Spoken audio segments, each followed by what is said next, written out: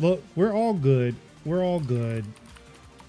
Nothing is bad. We just had to get something off my chest real quick. Mm-hmm. But what's going on, everybody? It's your boy Mark Summers, Major Linux, twitch.tv/Major Linux, and it's time once again for another episode of Tech Talk Thursdays. It is Thursday, August 21st, 2025. And I'm joined this week and every week by Kevy Kev. It's your boy Kev in the building. What's good, everybody? Of course, we're joined by King, the Sunflower Sovereign themselves. Sinziak is in the building. Hello and good evening, faithful subjects. I've had a journey. I've been to places far and wide. And I've made it through to the other side.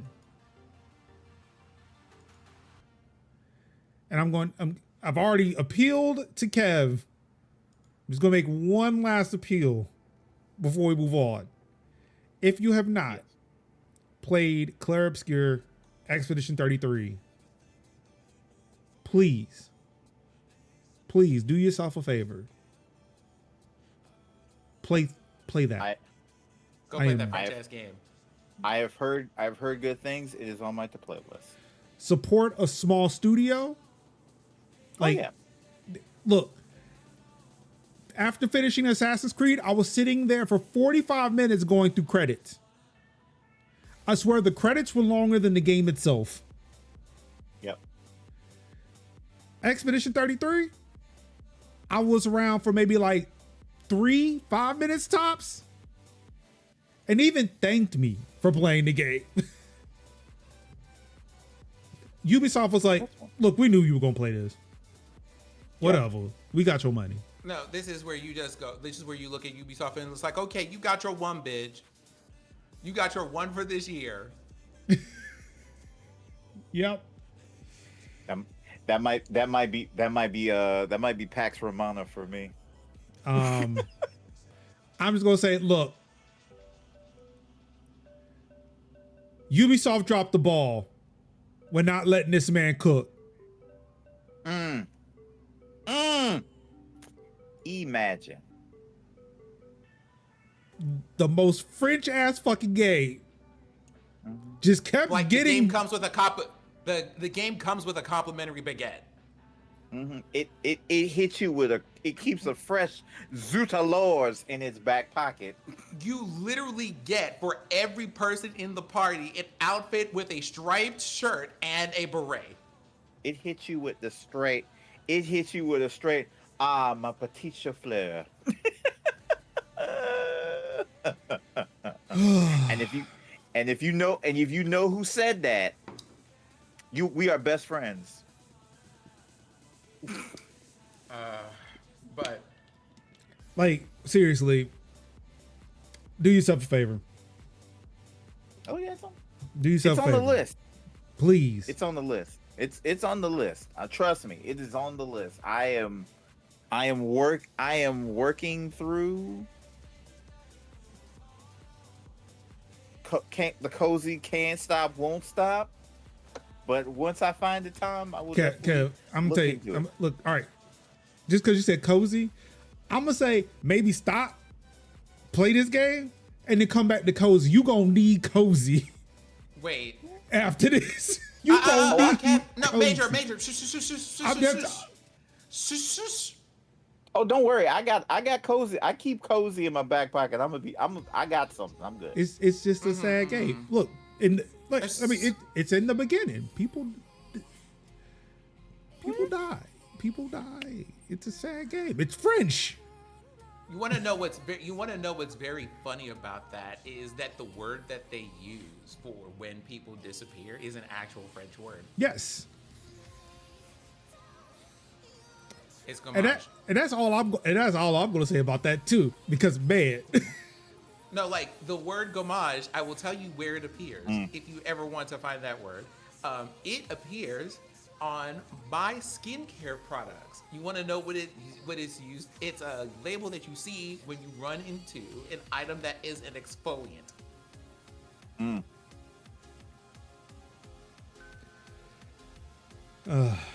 All it says, look, I told Kev, I said, look, I don't talk highly about I talk highly about video games. I mean, look, I love video games. Listen, but Major said, I don't recommend many of these things. I I'm not know. out I said, here look, just supporting play you video hoes in these games. Streets, but today, Look, I'll be able to look, play video. There's vast amounts of video games to play. Yep. I don't stop and go a random person to the street and then tell them, look, you need to play this, but this is what I feel compelled to do. Yep. That was. Ruin. You don't even know.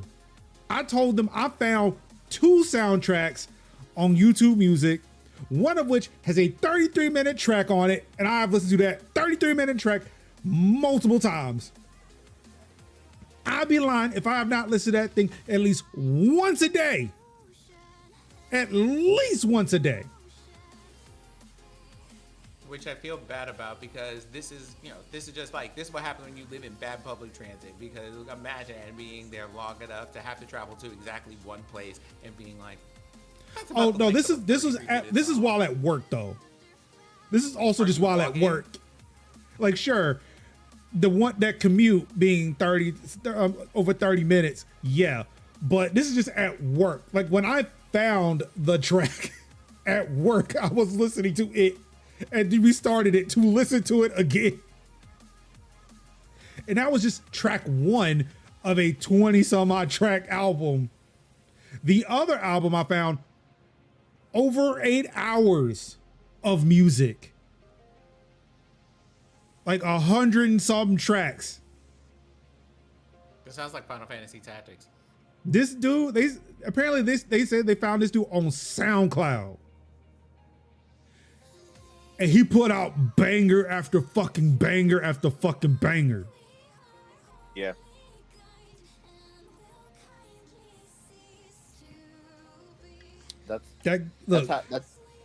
I said, if anybody in the year of our Lord 2025 comes out to you and says video games aren't art, yep, that I'm pointing to that game from here until the end of time. Yep. For so many reasons. Mm-hmm.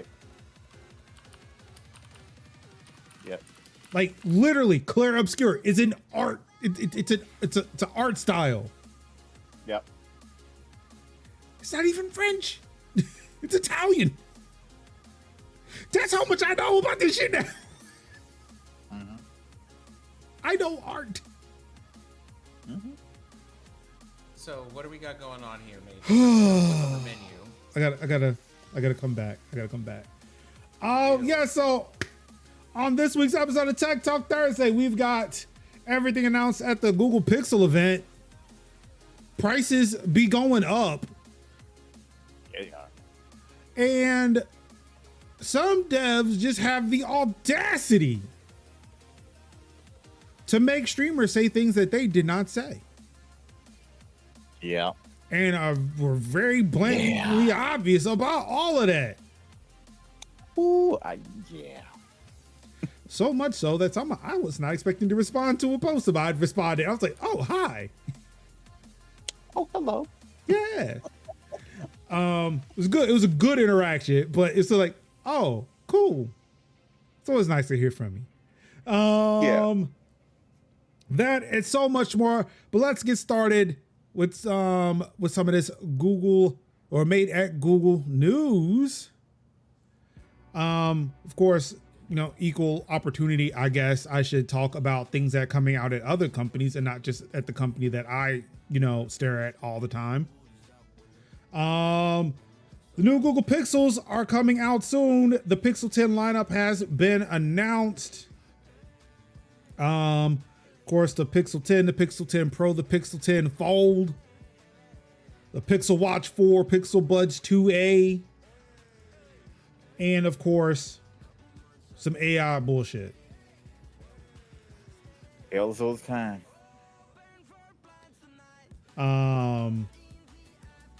Like I'm not gonna. Oh, I'm sorry. The Pixel 10 XL, the Pixel 10 Pro XL is also a part of this list.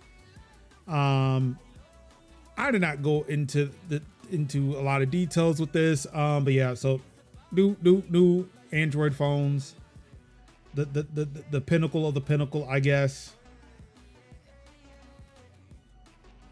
I know some people who are Pixel fans were looking for a Pixel Flip. Unfortunately, Google is not making that. I do like this little camera thing they got going on with this Pixel Fold, though, where it's like 3 different camera feeds at once. Like Google said, "Nah, we don't flip, we fold." Bars. I mean, I don't know. That's like you fold off, like you.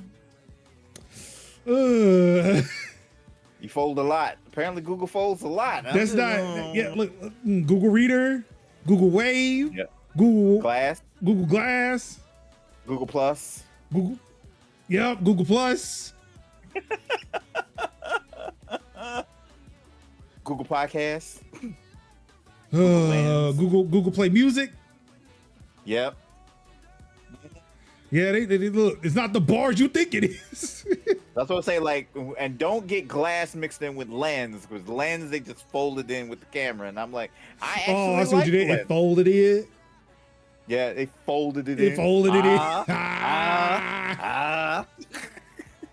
Okay, hold on for a moment. Don't be like Nick Cannon folding in those glasses and they snap in half and people have to look at you embarrassed. Don't do that. That's right. Google Circle. Yep. The Pixel Pass. God, the Pixel Pass, Jesus. I believe they have. So apparently, I did not know this was a thing until like a week ago. Apparently, they did not have like Snap-on. Well, I think only iOS or iPhones only had that Snap the charge thing. You had the cases for everything else. But yeah, apparently mine has it. Apparently, it's now built into the phone now. No. They're calling it Pixel Snap. I do not like that it's not camel case. or Chromecast. Yeah, the Chromecast is still a thing. Yeah, Chromecast still knocking around, but it's like they have like the Google streamer, but the Chromecast or the Google TV stuff has been like offloaded to other third parties. So there are third parties that make Chromecast and Google TV stuff. Hold on, me.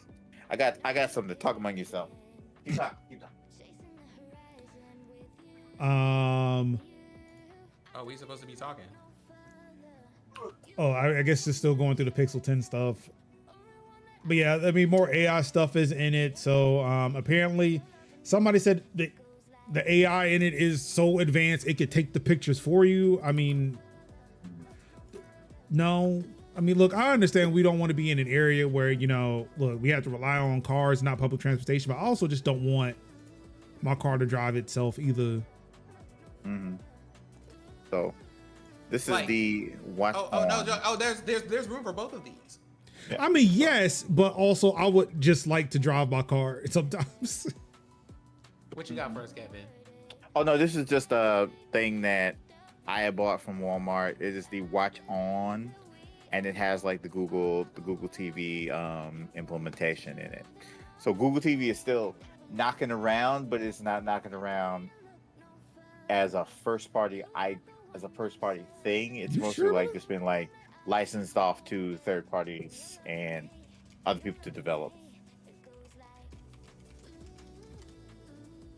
I could have sworn they were still selling.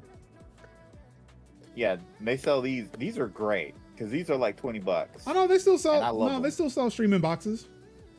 Yeah, it's like the Google. I think it's like what's Google. The streamer? Google TV. Yeah, Google TV streamer. Okay, that TV streamer. I don't know if I like that. Yeah, so I do remember seeing this, but I forgot what they called it. I don't know if I like that. That's why I recommend one of these, because you can get this at Walmart for like $20, and they are and they're actually pretty fast. Like they're very responsive when you're like trying to use like your streaming apps. This is actually pretty good. Pluto TV, which is hella slow on, I think, my second generation. I had a second or third generation Fire TV. By running it on this, it's super fast. It loads in like seconds. So, like I say, Pluto TV is notorious for being slow and unresponsible.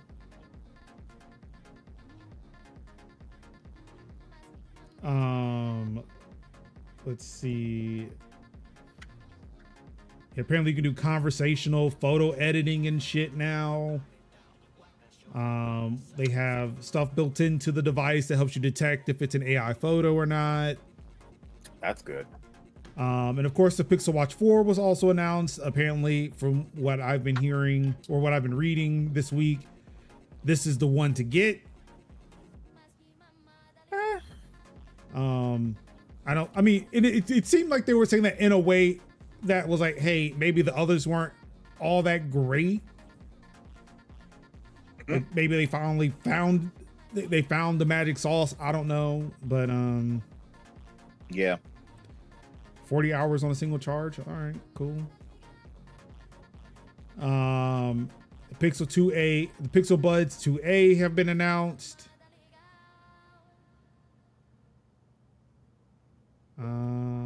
But yeah.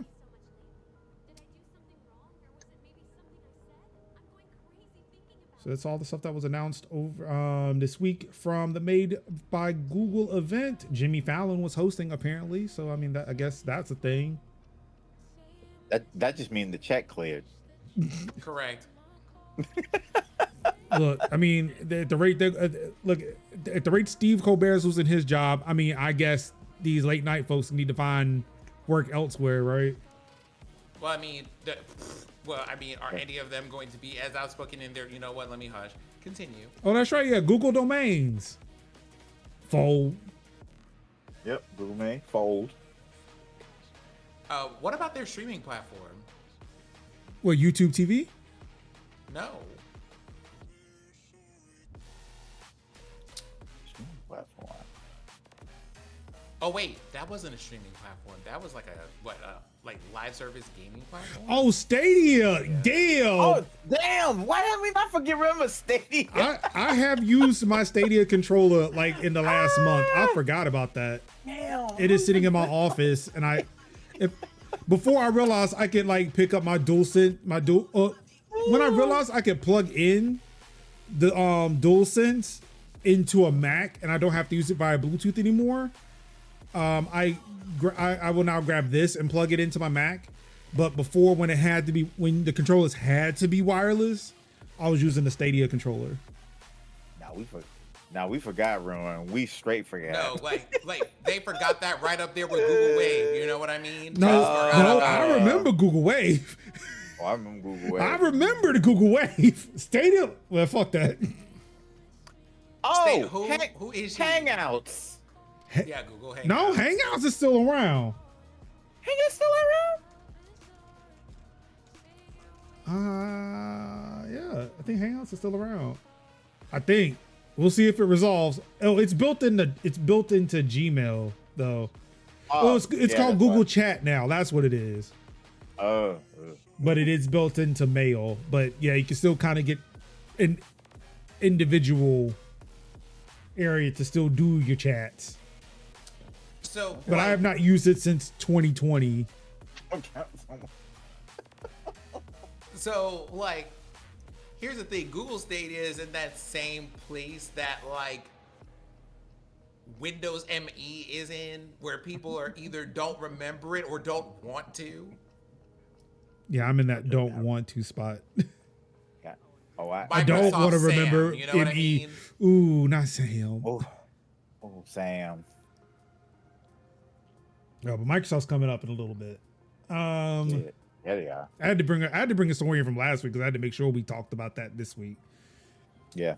So I'm just gonna say this. I feel like there's gonna be a lot of things to be said about things about which we will not about like things about, you know, the normal just Child, well, here's the bullshit from the last 2 weeks because we weren't here last week. But Oh no, it's only one story from last week.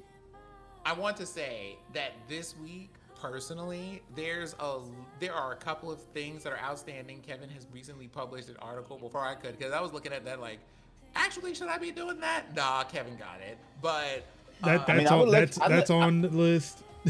I mean, I'd like to have it, but it was one of those like, I don't want to take over for Sim, but I feel like I mean, it was.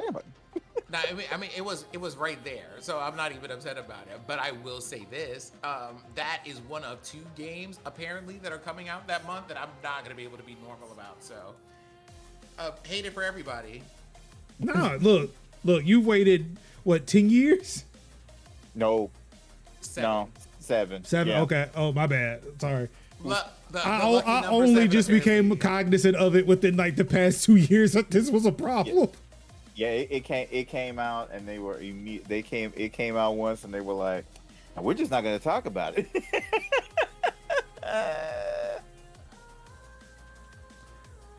But all right, so let's get into it. But yeah, we'll get into that later on in the show. Next up, however, Volkswagen. Okay. Apparently, the DLC is on the disc, but you still have to pay to unlock it. Excuse me. Volkswagen is making UK owners pay extra to unlock the ID.3 EV's full potential. Owners will have to pay a monthly fee to enjoy the full engine power of some of their ID.3 models. I feel like these people have forgotten that these European people don't live in the US, and we have already seen that these European people will show up to your house. Why would you play with these people like this? What you mean I cannot use my whole car? But it's the Germans. Oh no. It's the Germans. That's Germans. It's the Germans coming for the British again. Actually, no, you know what? No, you're right. The Europeans won't stand for it, but who said the British will? Look, they voted for Brexit. They were like, look, you could have played a part of the EU and could have avoided all of this, but yeah.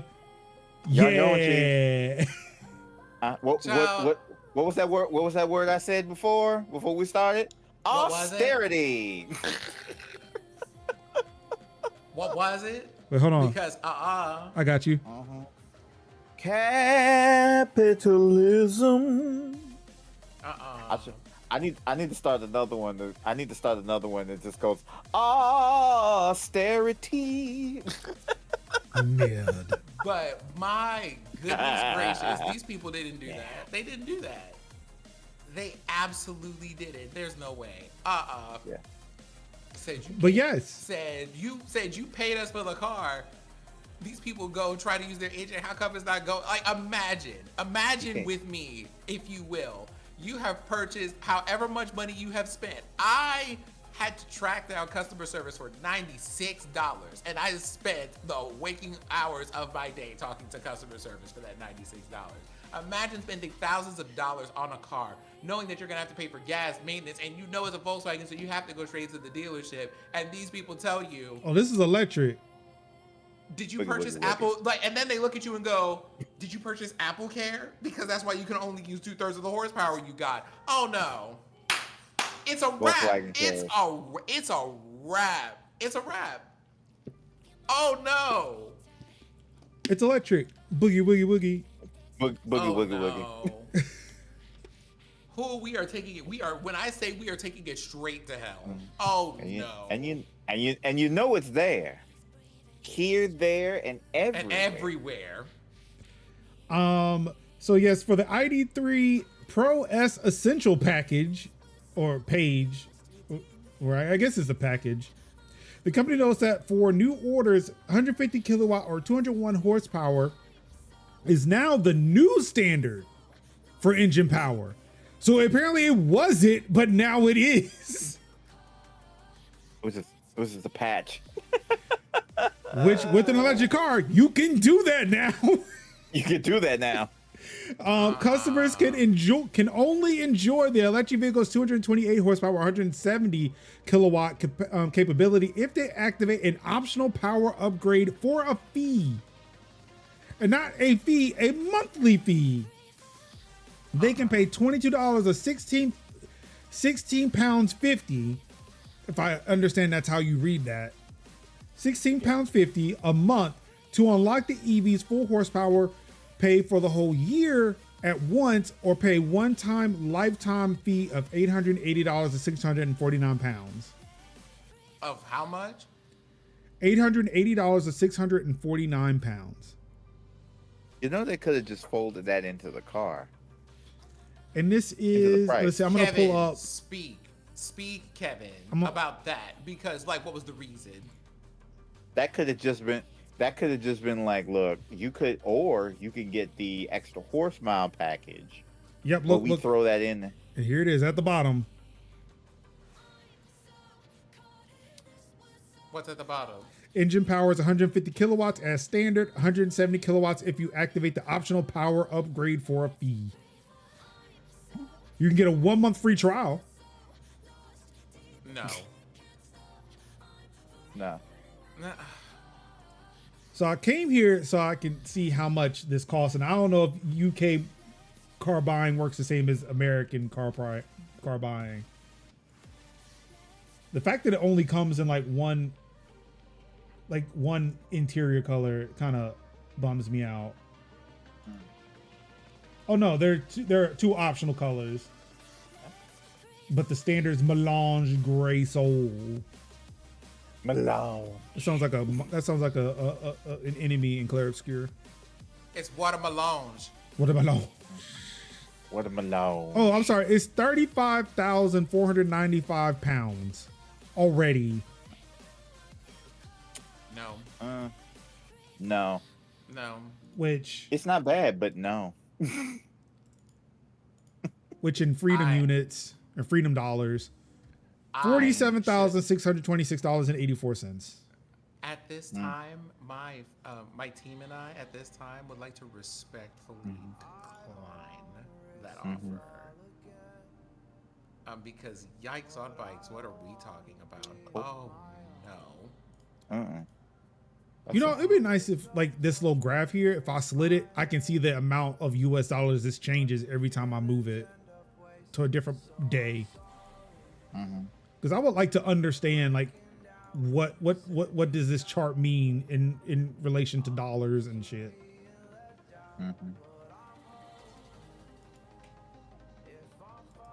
So yeah, you're already paying about 40 grand or 30, you're paying 35, 36 grand for a car to only not get everything.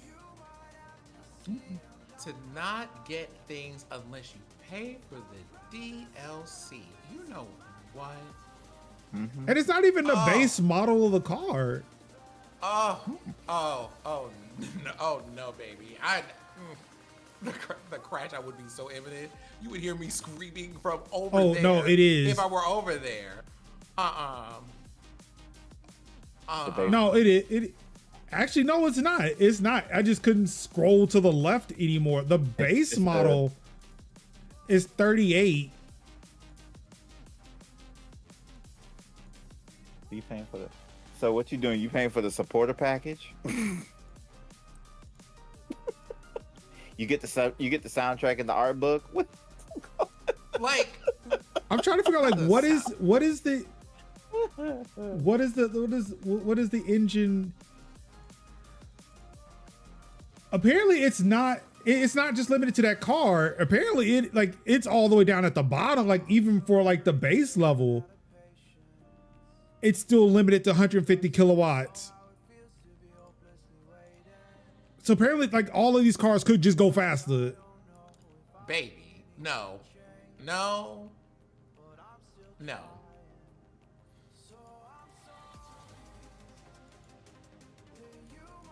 So let's see the GTX performance, or the next one up is the Pro S Match.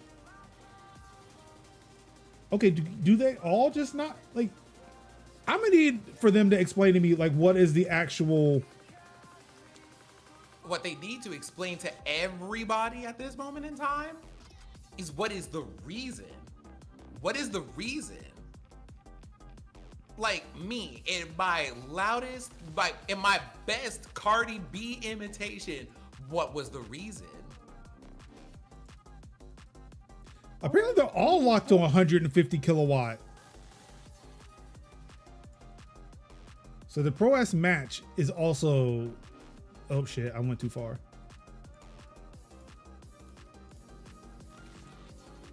I'm gonna get the fire and ice. Listen, all I gotta say about that is that if I were any of these people who put out that announcement about that price and that car and that amount of car capability, Okay, so the fire and ice goes 240 kilowatts. I would sleep with both eyes open, and I would look 3 and 4 times before crossing the street. Yeah, the fire and ice is the only one that didn't have that pop up at the bottom. Oh nope, there it is. The way, that's a no for me. That's a no for me, dog. Absolutely not. Oh my God. Wow.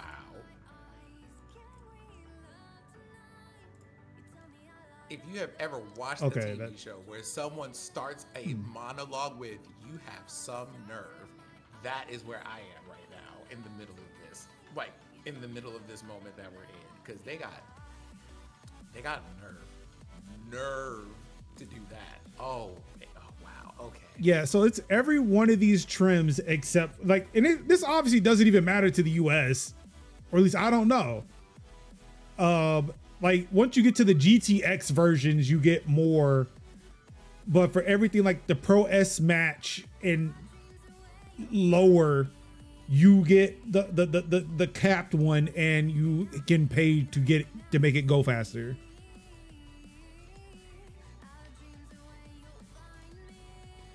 Ruin, it's an electric car, so, and again, you heard what happened to the dude with the Cybertruck. What happened to the dude with the sponsor car? Apparently he made a rap song about his Cybertruck, and Tesla did not like that. So they just full ass stopped his car on the fucking highway. Yeah, bricked it on the side of the road, yeah. And forced him to sign his cease and desist. Yep. Hallelujah. You know, like when. Oh, that was fake? What? No. Not good. No, really? Because child, if I need to remind, I'm going to ever so gently remind myself and the people who may be watching, both here and at home, that this website does in fact have terms and conditions, and I do have to abide by them. Oh, okay, here it is. It's from The Verge. Oh goodness gracious me.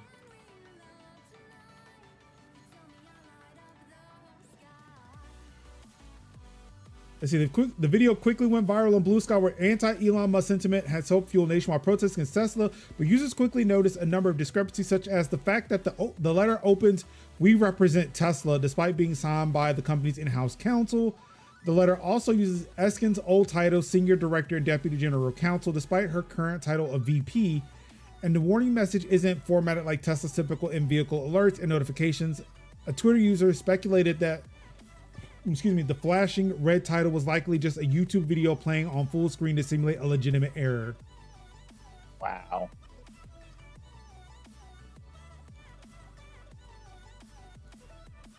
Damn. Glad we didn't report on that. Yep. But it's not to say that Tesla can't do that though. Mm-hmm. But see, they won't. It'll just brick itself on its own. It just won't. They won't. Oh wait, I'm sorry. No, Tesla says that they don't do it. Yeah, they don't. They that's what they say. Yes, the story already seemed highly unlikely, and on Monday afternoon, Tesla tweeted about the video saying, "This is fake. That's not our screen. Tesla does not disable vehicles remotely."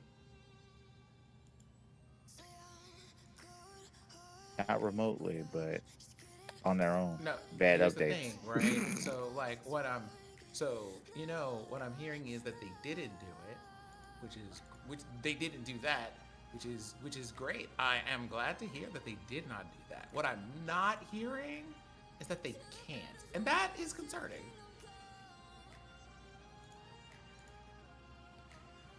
Also, I don't love the fact that one comment in this Instagram post is Andrew Tate was right about the electric cars.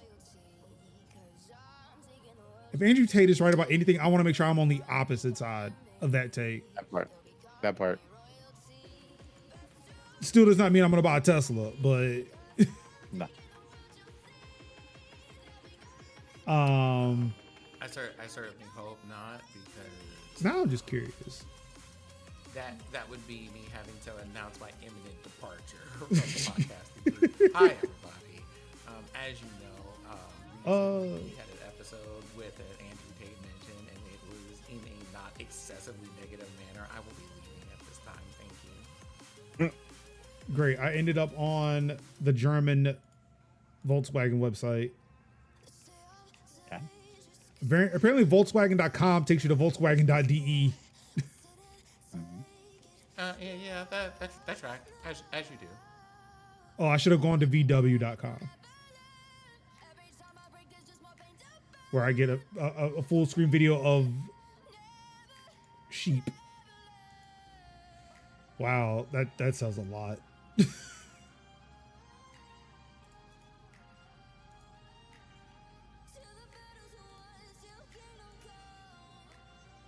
Do they not sell the i3 here?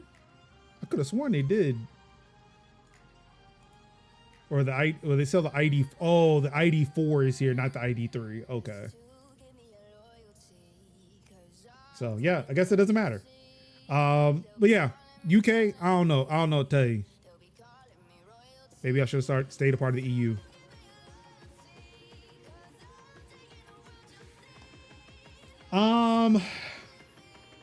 Apparently I need to stop talking about the things that I use in my house because people are shaming me in my own Discord server about these things. First, People shaming you in your own Discord server. I know, it's the worst. My goodness gracious. Plex. Plex is urging users to update their media server after fixing a potential security issue. Apparently it's an urgent fix, but there is no details. Plex is reaching out to users running server versions 1.41.7.x through 1.42.0.x and urging them to update to Plex Media Server 1.42.1.10060 as soon as possible. We recently received a report via our bug bounty program that there was a potential security issue affecting Plex Media Server versions. Thanks to that user, we were able to address the issue, release an updated version of the server, and continue to improve our security and defenses.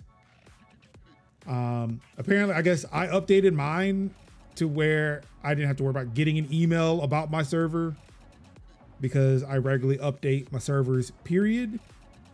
Because what the fuck are we even doing? Please update your shit all the time.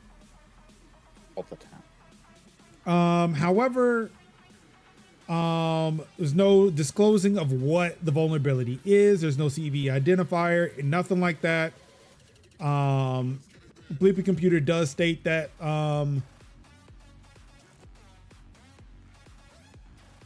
that it had issues with remote code execution. That Plex has had issues with remote code execution in the past. But Plex does have an overall good track record for patching those issues. Issues. So yeah, get on that. Update your shit if you're still on Plex. But yeah, I got shamed because apparently I'm running Plex and not Jellyfin, to which I defended my decision by saying the Jellyfin Apple TV app is buns. I don't like it, so I stuck with Plex. Look. The only thing Plex has been guilty of is like kind of price gouging customers in a way. but the way I use it, it doesn't necessarily affect me as much. I understand why people are rightly upset. I get it. But it has not affected me in such a way that's like, I mean, I'll pay the money. If I had shit to host like that or to serve, I'd pay the money that way people can use Plex like they usually do. I was already doing that. But I get why others may be upset. Because going from zero to money is not necessarily a thing you want to do, especially when things were free and everything was being hosted by the community. Yeah. But yeah. Jellyfin for me is like, yeah, the UI for the Apple TV app was not where I wanted it to be. And I was like, yeah, I am not as upset by this, but again, I understand why people would be. Yeah, that's oftentimes me with a few things where it's like, I get why people are upset. I can't, like, I think it was like, when it was saying like, I was still in a way using like Streamlabs desktop, and I know people are like, dog, can't use that shit, man. It's not ideal, but it's like, but it works, and I understand why people would not use it, and I don't use it often, but when I hit that go live, it works, and that's just how it holds all of my my overlays. It holds all of my overlays, and doesn't matter if I'm switching PCs or whatever. As soon as I log in, all my overlays kick in, and already primed and prepped to go. I just gotta like tweak a few things, and then that's it. I'm streaming within about 20 minutes. But I get it. Yeah. It's like, in the nature, it's either, I know it's not the best, but it works for me, and so until I can spell able, it's just gonna have to keep working. Like, Rune says, speaking of updates, I recently took over a client with Sentinel-1 agents years behind on updates, so they weren't reporting in or working anymore. Update your shit. Mm-hmm. They hit my microphone. It hurt. Okay, well, don't hit your microphone. I should take that into consideration next time. What your microphone do to you, man? I don't know. Right. Speaking of update your shit. Update your shit. iOS 18.6.2 and macOS Sequoia 15.6.1 fix an actively exploited vulnerability. According to Apple security support documents, memory corruption could result from devices that were sent a malicious image file. Apple says that it is aware of a report that the issue may have been exploited in an extremely sophisticated attack against specific targeted individuals. This wording suggests that the average iPhone, iPad, or Mac user doesn't need to worry about being targeted with this attack, but it is still a good idea to update right away. This update came out yesterday.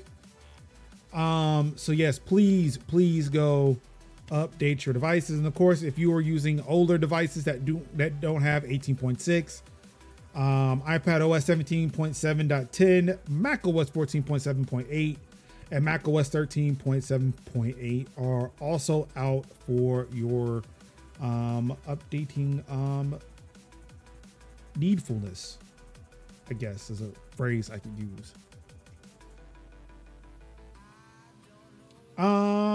And more Apple news. Meta allegedly bypassed Apple privacy measure and fired the employee who flagged it.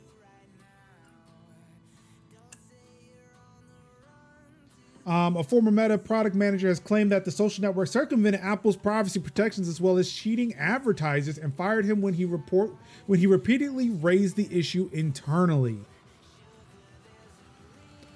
For those who don't know, Apple has this thing on their devices now called App Tracking Transparency that will forces apps to ask you if you will consent to being tracked.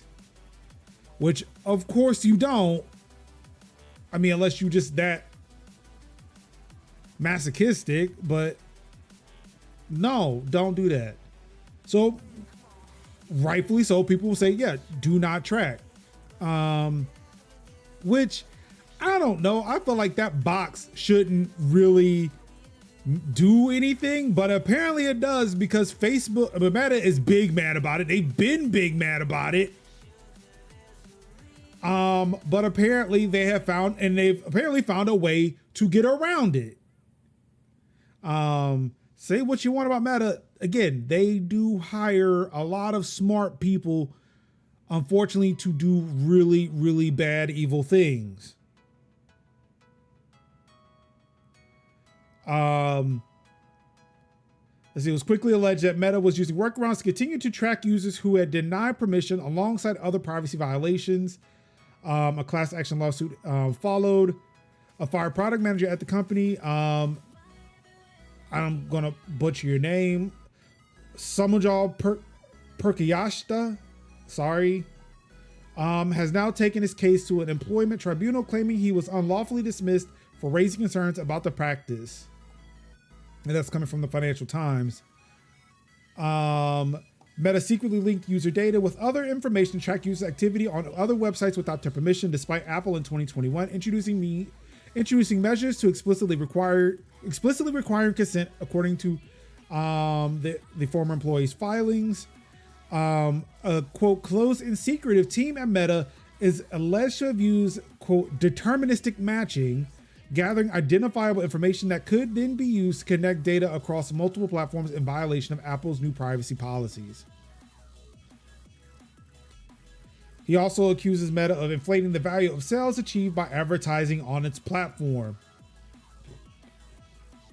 And of course, Meta denies any wrongdoing and claims that the former employee was dismissed for unrelated reasons. The tribunal was unable to rule immediately and said a full hearing will be held later in the year.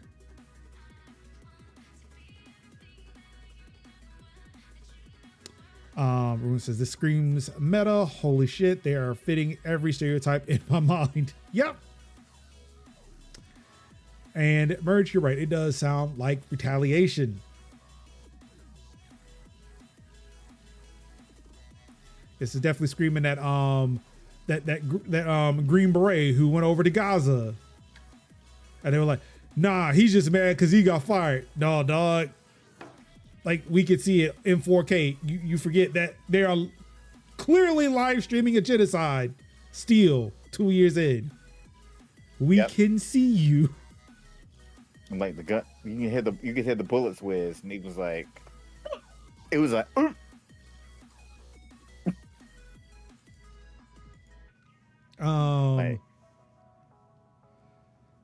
So yeah, I'd say be careful.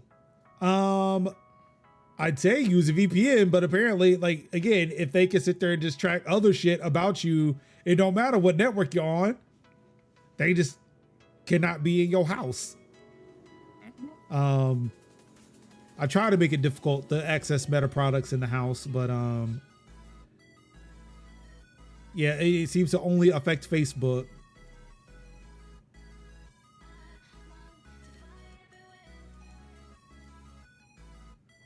And last but not least, in Apple news, Apple TV subscriptions are increasing to $12.99 a month starting today, going up from $9.99 because Ted Lasso needs more of your cash.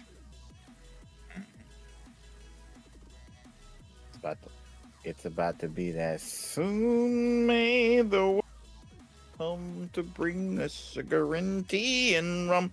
One day when the tonguing is done, we'll take our leave and go.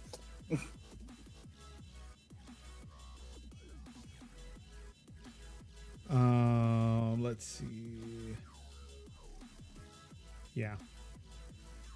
Also, I wanted to check out that new movie from Denzel Washington, or that stars Denzel Washington. Even though I've heard it's not highest to lowest. Like, apparently he's like some hip hop mogul who's having beef with a rapper or something. Okay. I forget who the rap. Oh, ASAP Rocky. That's who it is. Oh, okay. And apparently Jeffrey Wright is just that fucking dude. I mean, yeah. Because you always got that number two. It's like, look, I'm your driver, but look, when shit hits the fan, we're gonna have problems.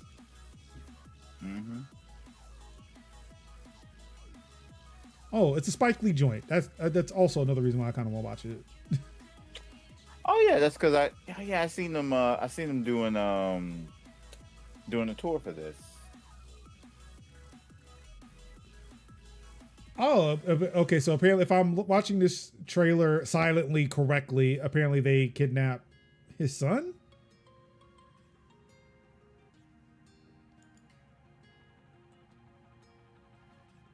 Yeah, A$AP Rocky kidnaps the son. So good luck with that.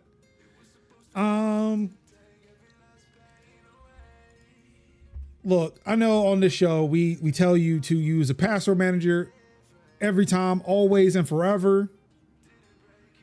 Unfortunately, I have to bring some bad news, especially for the one that the one that I at least recommend on the show all the time. Which is Bitwarden. But according to Bleepy Computer, major password managers can leak logins and clickjacking attacks. The main attack mechanic is to run a script on a malicious or compromised website that uses opacity settings, overlays, or pointer event tricks to hide the autofill drop-down menu of a browser-based password manager. The attacker then overlays fake intrusive elements, ergo cookie banners, pop-ups, or captures so that the user's clicks fall on the hidden password manager controls, resulting in completing the forms with sensitive information.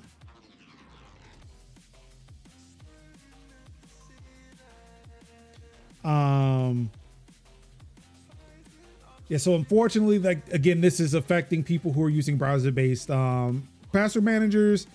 So again, this is, of course, LastPass. You know they're gonna be in it. Unfortunately, Bitwarden is in it. Actually, I've got a list here. 1Password, Bitwarden, Dashlane, Impasse, iCloud Passwords, Keeper, LastPass, LogMe Once, NordPass, ProtonPass, and RoboForm. Damn. Well, because I do use Bitwarden, but thanks to not being comfortable with doing these things in an online format, I use it in offline format. And so I'm just like, well, I know the browser extension exists, I just don't use it. And that's about that. Again, that's the recommendation that a lot of people have. Or if you do use a browser plugin or extension, copy and paste. Just copy and paste your passwords in. I use KeyPass. KeyPass surprisingly is not a part of this. Yeah. So good on you. Yeah, because it's on the desktop. It's computer based. So that helps. And then I just copy and copy and paste stuff. So. And I do like it that it does. It basically you can copy a password and then it just clears your clipboard once it's done. So it's cool. So of course, these companies were reached out to about it. Dashlane, Keeper, NordPass, ProtonPass, and RoboForm have all been fixed. Yes. Bitwarden, Impasse, iCloud Passwords are in progress. LogMe Once has not responded to any emails, so fuck if anybody knows. But this is the one that's really going to get you.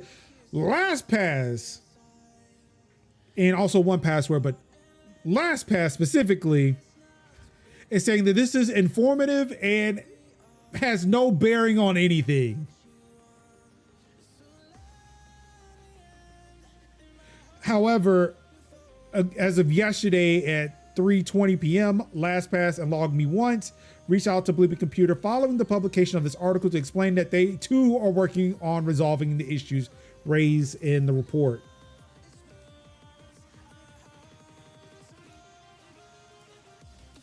And at 4:15, LastPass sent the following statement. Well, actually, that's a lot. We appreciate the work of security researchers who help raise awareness about potential threat. Oh, let me actually name Marek Toth, who help raise awareness about potential threats and improve industry-wide security. The clickjacking vulnerability America uncovered highlights a broader challenge facing all password managers, striking the right balance between user experience and convenience while also addressing evolving threat models. LastPass has implemented certain clickjacking safeguards, including a pop-up notification that appears before autofilling credit cards and personal details on all sites. And we're committed to exploring ways to further protect users while continuing to preserve the experience our customers expect. In the meantime, our threat intelligence mitigation and escalation time team encourages all users of password managers to remain vigilant, avoid interacting with suspicious overlays or pop-ups, and keep their LastPass extensions up to date. LastPass, you know what you could have done? You could have just said, "Hey, we are aware of it and we're fixing the problem." There you go. Not, it's not just us, you guys. It's bigger than us. Mm-hmm. Like, but can you fix it? Yeah, we can fix it. Then fix it. It's bigger than us, but it's also you. So get on that. I hear what you're saying, but fix it. I hear you. Hear me. Fix it. The CISO at 1Password had a similar statement of, "It's bigger than us." Yep. But it is you. Fix it.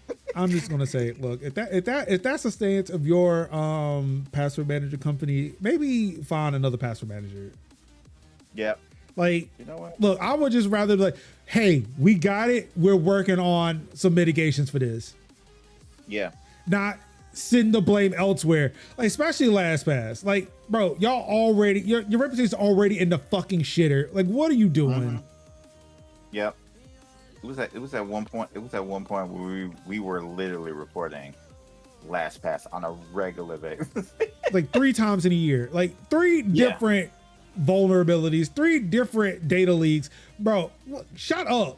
Just shut up. Right. Fix your shit. Heads down in your desk. Fix your shit. Mm-hmm. I don't want to hear from you again unless it's a patch. Yep. You specifically. All the other ones, I know they got their shit I know they got their shit working. You know, I want to hear specifically from you. Right. You make one thing, and that one thing is sus. Get on it, bro. Get to work. Mm-hmm.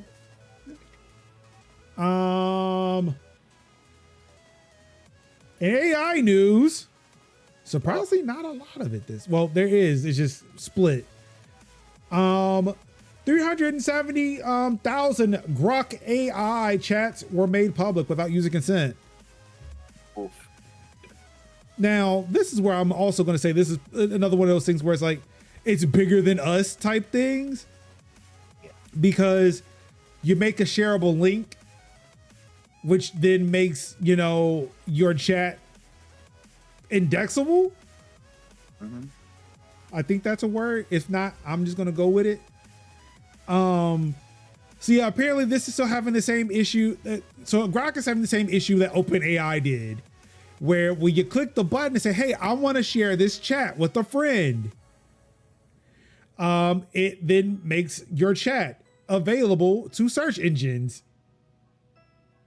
And then Google can just gobble them up. Grok, is this true? Yep, it's true. Grok be like, yeah, we doing that.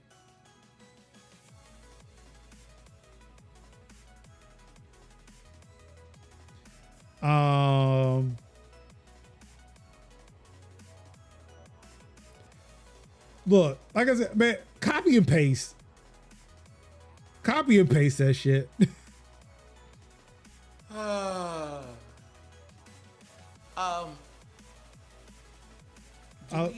Since we're talking about AI news, do we want to mention and we mentioned Meta earlier, do we want to talk about recent event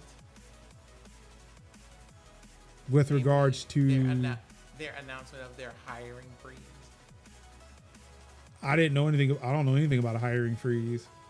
Oh joy. While Sin is providing me with that information, I'm gonna read this here. Today, a Google search for Grok Chats shows that the search engine has indexed more than 370,000 user conversations with the bot. The shared pages reveal conversations between Grok users and the LLM that range from simple business tasks like writing tweets to generating images of a fictional terrorist attack in Kashmir and attempting to hack into a crypto wallet.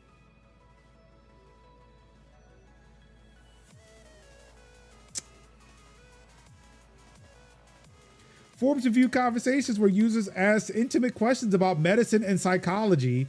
Some even revealed the name, personal details, and at least one password shared with the bot by a Grok user. Image files, spreadsheets, and some text documents uploaded by users could also be accessed via the Grok shared page. What are y'all doing? The contents of some of these chats also reveal that Grok was not following XAI's own stated rules on prohibited drugs and topics. Grok offered users instructions on how to make illicit drugs like fentanyl and methamphetamine. That's not, wait, what is that word? Is that supposed to be methamphetamine? Because that is not how you spell it. I don't know what the word is. Methamphetamine? What are we talking about? Hold on, I'm gonna put it in chat. Thank you. That word.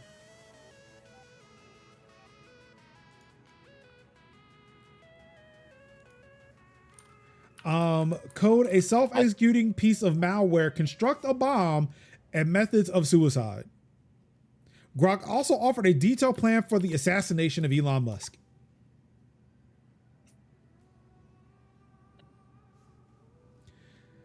Okay. A couple of things, right? Why are you sharing this? Imagine there are towns that are going out without water due to Grok basically drinking it all, and it's only for checks notes how to make methamphetamine. Whole communities are devoid of good drinking water. Can't flush toilets, can't take showers, can't take baths. Get you high as a pine tree. Make methamphetamine. It's methampine. It's methampine. Methampine. I think in fact that is like a misspelling of methamphetamine. Yeah, that's what I figured. That's what we know. Very aware. I went to go Google that because I'm like, listen, y'all be putting things out in these streets, be sending people through the upper room, into the attic and beyond. And I just needed to know that wasn't a real thing. Look, they sell it like them. They sell it like them Pine Fresh air fresheners in the car. Methamphetamine, yeah. Methampine. It's methampine. It's blue and crystally, but it's in the shape of a pine tree. Hold on. Methampine. So, y'all taking the air fresheners from your rear view window and blending it? Yeah, these Royal Pines. That's what it is. Yep. But only blue. Oh no, it's a Little Trees. It's a little. Let me get the brand name. Little Trees. Little Trees. Just get high off the scent.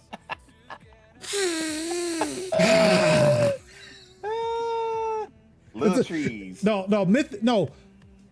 It's not methampine. It's methampine. It's a menthol. It's a menthol smelling. So yeah, they even spelled it wrong. It's supposed to be menthampine. It's a menthol smelling air freshener for your car. Menthol scented. Out here smelling like Newport. Yep. Smell like some Virginia Slims. It's like when you quit smoking, but look, the smell of them cools. Get you through the day. Ooh. Like you be out here smelling like a warehouse break room with this damn weather pal. Be like, Okay. you're sitting up there like, if that joker don't come at me with that damn forklift one more time, Child, I'm taking my break. Wait, like your 30 I'm minutes, on like break. your normal break? No, my smoke break. No, this is my smoke break. I done had my 15 for the morning. Brother, if you don't let me get my smoke break in, and then you gotta have smoker fingers, if you don't get away from me with this thing right here, brother. No, hold on. Brother man. I really need like a high resolution image. There we go. Found it. I know what the thumbnail today is going to be. Let me move this tab over here. Yeah, and so what else? Like copy and paste. Save link as. Let me go pull up this other article that was just sent to me. Yep. What I tell you, boy. Oh. Excuse me. Should I put Futurist on my? Where'd it go? Where did the damn browser go? Oh, there it is. All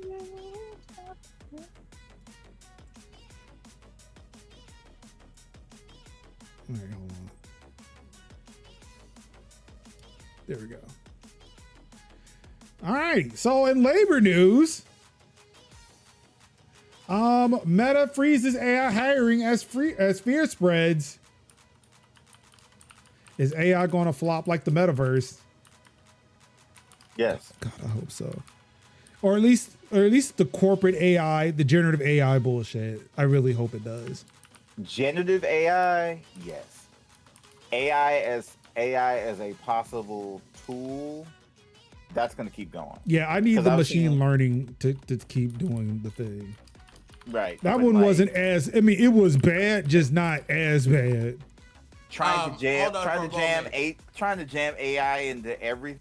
Yeah, that's cool. So let's go ahead and talk about this for a second. Yes. This article is delicious. This person straight up said, so about the amount of money that you are spending to poach these other people from these AI companies. Yeah, they were spending a lot. We're gonna have to put a stop to that, my boy, today. And they're already doing a restructuring as it is, and we know what that means. They're already doing a restructuring as it is. So they were just like, nah. And then they said, Zuckerberg, you're going to have to go and talk to this man over here for special approval. You're trying to hire even like a single, like if you want to hire a whisper of a person. So that either means they're actually going to stop hiring people or there's about to be scandal. And honestly speaking, I will be breaking out the T set depending on what the next article is. I'm just saying. Oh, we're not gonna. Oh, the metaverse, child. That thing flopped harder than Free Willy after he cleared the wall. Can you imagine the billions of dollars that they invest? Like when VR chat and Roblox were right there. No, come here. And Fortnite. I want bring this in for a second. Hold on. Everybody. I want everybody, you can leave y'all on the screen. I want y'all to know that this is the economy that we exist in. This is the business nonsense that we got going on out here while people look at you buying like your double cheeseburger or maybe the latte you got from a local coffee shop and being like, this is why y'all don't have anything. I want to talk about that because what you mean? What you mean? This is why I don't have anything, and not these people spending millions of dollars on things that don't work and y'all don't want to fire them for nothing. And then they're also poisoning the air and the water. Girl, anyway, continue. Yep. Like I say, spending like gallons, if not gallons of water to argue with Grok because Grok is cooking their ass with facts. You're making mental puns. You're fighting with your own. You're fighting with your own. You're fighting with yourself. You're fighting with your own entity. You support this, and it's whooping you with facts. And I can't tell you how many times I pull up on the what is like the Grok versus Maga account, and just having like Grok just out here cooking them with facts, and it's just like. I mean, the Grok said what he said. We lost a whole water aisle full of water for these queries to work.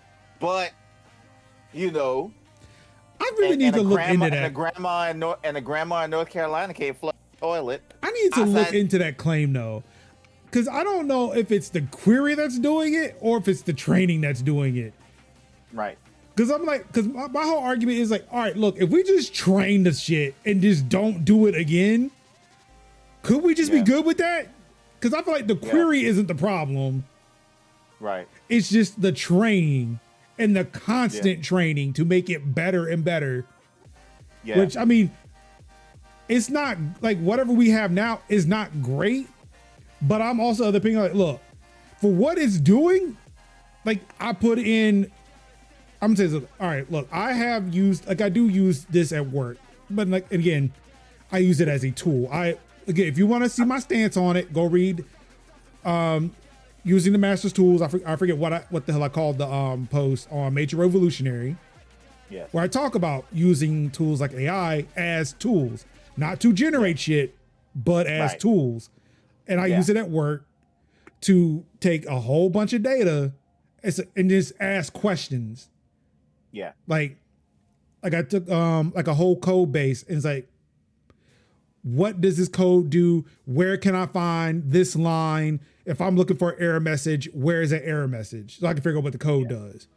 Like using it like a search engine for my code or for a huge ass CSV file. Yeah. With like a shit ton of data points. Yeah, we have dabbled with like GPT in its inception, but not in so much like I'm not creating blog posts and shit. Of course not. I mean, of course, I have teased it so many times with the call, but not once have I used it. Right. We've just basically like asked the question to see what was his answer. Yeah. What was his answer? But never to be like, I'm gonna use that to generate my shit. So again, but my whole thing is like, all right, that like again, I'm just framing like what I'm using it for. Right. I feel like for those use cases, we don't need to continuously train it. No. I feel like we're at a point where it's like, because I'm using like with whatever's in GitHub Copilot, which I was gonna bring the GitHub shit into this week because that was last week, but I decided to leave that behind. Which, yeah, by the way, GitHub is now folded into Microsoft proper. So do with that information what you will. And that makes me upset because I use VS Code. I really love VS Code. I don't know if I'm going to leave VS Code because I can also use other Git repositories to use it. But VS Code is also a Microsoft product and you guys GitHub Chat or GitHub Copilot, whatever. Also, I'm just learning how to use Git, and GitHub was the one place I could go and do all that shit. That was pretty cool. Anywho, with GitHub Copilot, it is on GPT 4.1, and it does a decent job with getting me the information that I need. I still have to ask it follow-up questions because like, no, that data doesn't exist, but yes, it does. Oh yeah, you're right. It is there. Yeah. Okay. But it's better than me having to go through thousands of entries, hundreds of different files to get the information I'm looking for. I can at least ask it and it can provide me the information and summarize things for me. I don't think we need to continuously train this shit. Like every day train it. And I don't think that the querying of these LLMs contributes to that because I use offline LLM models. Like shit that isn't being trained every day. And I know that I'm not contributing to the harming of the planet with every query I ask it because it's not connected to shit. Yep. Yeah, I mean, for yeah, like I don't care. Like the thing is, like it will get stale if you wanted to create things. I don't want it to create. I just wanted to parse through data and tell me what's in that data. That data is not going to change. Right. Or it's not going to change frequently. Or at least if the data changes, the way it parses through that data is not going to be an issue. It's like if you scan through, and it's like those old encyclopedias, like you feed in old encyclopedia data, and then you're like, okay, tell me where and then what page is this, and then it tells you what it is on that. But that's only on the data that it is scraped, not the data that has been. But that's in through like offline data set. Emerge does bring up a good point, but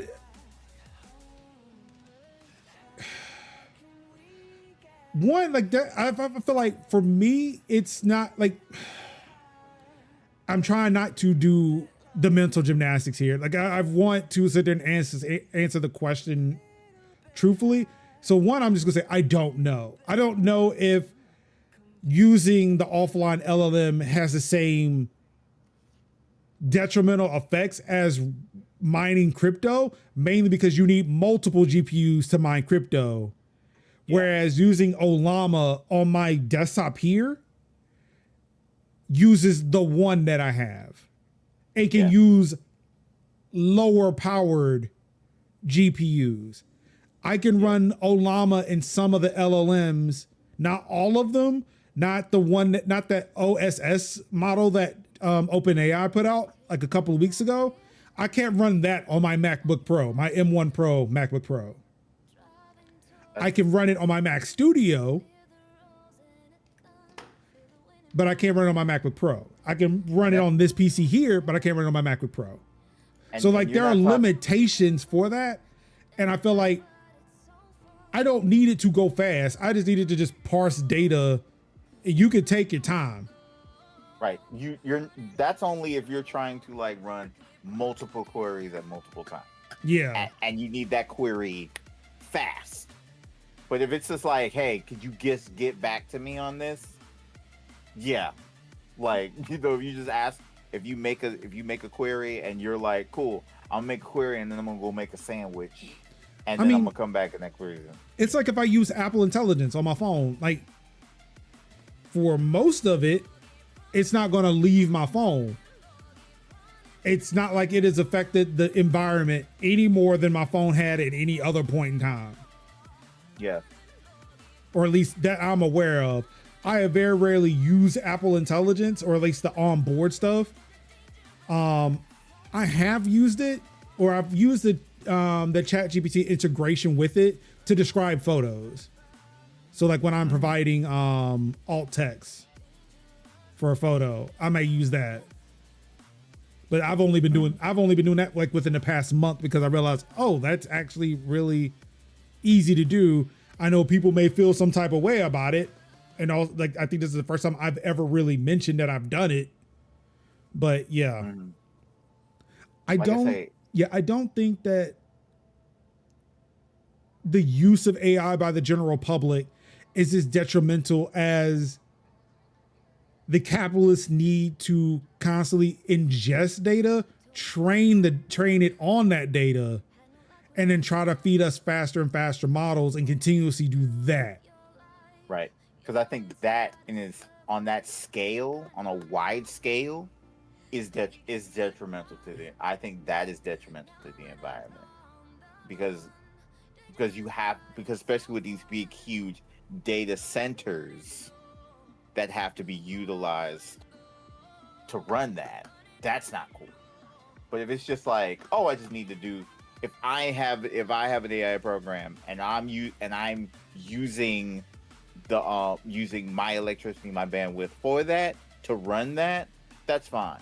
On, I mean, but if you're using the electricity of a small country, right, we need to address that situation. Right. That part. That's what I'm saying. If you're just so happen to just be like, oh, okay, but yeah, if you're like poisoning whole communities. Oh no, I'm talking about like people who are like crypto mining, like people in their house crypto mining and using like the electricity of a small country. Yeah, we've got questions. Yes, but I don't think that the vast majority of people are using AI like that. And especially like, granted, yeah, they put it in everything. They do put it in everything. Yeah, when I'm Googling a lot and Gemini will answer for me and I'm just like, I didn't know. But I do appreciate, I mean, there's something like I do appreciate like doing a summary of something, but it's like, hey, maybe not for everything. Like, I don't need you to go through my financial documents and tell me that shit because I don't know where that data is going once you take it. Yeah. Which is like, again, why I somewhat trust Apple Intelligence more than others. But again, they could be sending the data anywhere too. I would like to see reports of like people reporting if the private compute of Apple Intelligence or if the on-device Apple Intelligence does anything nefarious with that data. I don't think anything has come out saying that. I feel like that'd be a big story somewhere like, oh no, the most secure is the worst, even though I think Proton definitely came out and said that. But it was more or less like they attacked Apple because they were using ChatGPT to offload that shit.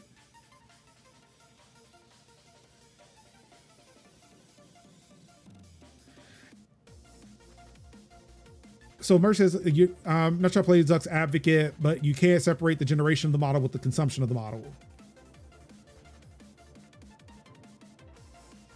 I don't know enough to argue the counter to that. But it's also like, I can't argue it, but I also don't want to take your word for it. Not that I don't trust you. Because again, this is still an emerging technology. People are still trying to learn. And I mean, for all I know, you could be right. You could be right. There isn't. I feel like there is an ethical way to go about this. It's just that under a capitalist system, and here's my socialism. Here's my socialism speech for the day. Under capitalist control, there isn't a way to do this ethically. Well, I mean, that's kind of the point, right? Well, hold on for a moment. Well, why are we retreading that point? Like we knew that already. That's like, well, again, because it's like, so there, if we're able to seize the means of production, meaning using the tools that are available to make our jobs easier, then we should use it. We shouldn't fear the tool. We should fear who was wielding the tool. Like again, the compass is great, but also the compass led the Europeans to Africa. So should we fear the compass? Yeah. Do you fear the compass in the astrolabe? Do people who buy diamonds have any ethical responsibility with how those diamonds are mined? Again, so, if I would say if the diamonds were mined ethically, then go for it. But that's the thing. Like again, it's like with our technology, with everything that we have, and again, that goes back to I guess what's the cop-out answer for a lot of this is there's no ethical consumption under capitalism. Well, here, hold on. Yeah. Hi, real quick. I feel like we're going to have to return to like one of the very first things that I know that I was on, and that we got into like a small like kind of back and forth about here on the show. And we've been around this block a few times, and I think we've all landed in the same place, which is when it comes to, let's talk about AI models for a second. Our whole thing was, hey, for the thing that you are trying to do, which is essentially, hi, we would like to take data and feed it to a machine that will then compile this data and feed it to people in a way that feels a little bit more like a human dialogue and hopefully will be helpful to them. One of our first things was just like, hey, there are people who are going to be materially impacted by that decision. How are we handling that? right? Right. How is that impacting the environment? And answering those questions. And the first thing that we said was, it's not that we like the technology is not the problem as much as, hey, we see what you're about to do with that, and thus far y'all have not made good decisions about how you spend resources and all this other stuff, right? So there is this, when it comes to the question of like responsibility or ethics, it's a, hey, is there an ethical way to do X or Y or Z? And it's more like, right, so we're asking that question, but before we even get down to, is it ethical to do a thing, it's a, here is the context that this existed. Probably not, because there's not a way to do this without fucking somebody else's life up. Now, that being said, if there were, like, do people who buy diamonds have ethical responsibility to how they're mined? Well, do they have responsibility for how they're mined? No, but if you tell me, like, a day before I go to buy this diamond that was mined in a horrible way because Elon's family is responsible for it, and I still choose with that knowledge to go and buy it anyway because it makes a good Christmas present, then I feel like you would have a reason to look at me and go, that's a shitty thing to do. Yeah. So again, it's how that technology is being presented, or how that commodity is being presented. Where again, the use of, because again, it's like making everybody responsible for plastic recycling, which we find, like, again, research shows that's a fucking scam. Because like we can recycle this shit all we want.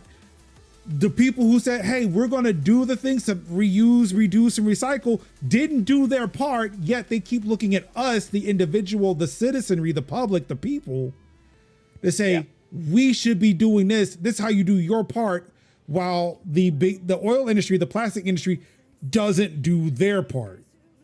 Yes. So the onus isn't on us. I mean, it's on us to an extent, but to say that, like, if we drove our cars less, that we could bring down greenhouse gases, we know that's factually inaccurate because COVID happened. Yep. There was not that much of a material difference in air quality or the ozone or the climate because we were all sheltered in place for about a year. It shifted. Wait, hold on. Where? Sheltered? Who? Wait, here? Most of us, but also we exist in this place called the world, and everybody else did the assignment. Yep. I'm like, listen, I am just saying. Anyway, everybody else did the assignment. Look, I'm gonna put that in that box over there. I'm gonna put that in the box over there. I'm gonna leave it with people fighting at Red Lobster on Mother's Day in that box right over there. Yeah. So, like, say foot and hands on Mother's Day. Okay, giving the business over the biscuits. Like, okay, but also on the thing, there is something to be said about. Obviously, I feel like every one of us shares some responsibility about how the world goes, right? Some obviously more than others, given a whole bunch of things. But it's like there's the questions that we're asking. I think they're important questions to ask. I think they're good questions to ask. I think they're necessary to reflect on often. However, I also work in a place where I had to take like a mandatory training on how to use AI and how many different types exist and all you this too other stuff, right?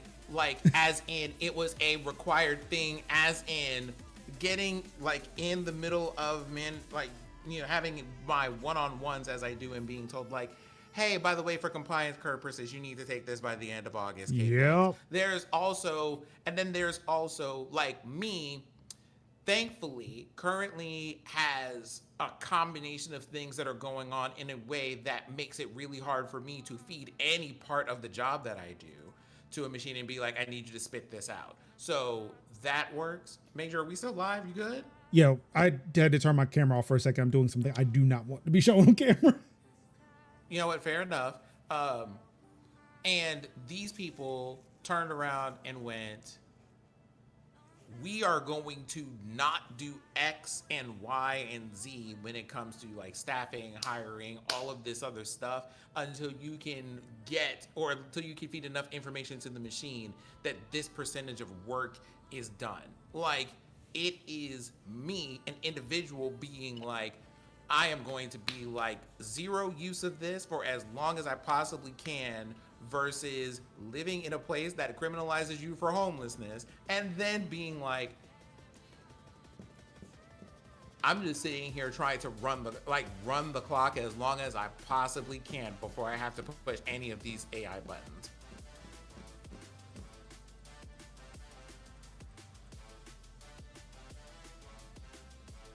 And for me, that's what's on the other side of like when we have like discussions like this or questions like this, is just like how I feel about it, in very passionately, by the way, is fuck all of that always. Like, y'all should be using that for anything at this point until these people get their heads out of their ass, which they're never going to, around how this thing is used or where it gets its information from or any of that stuff. However, I'm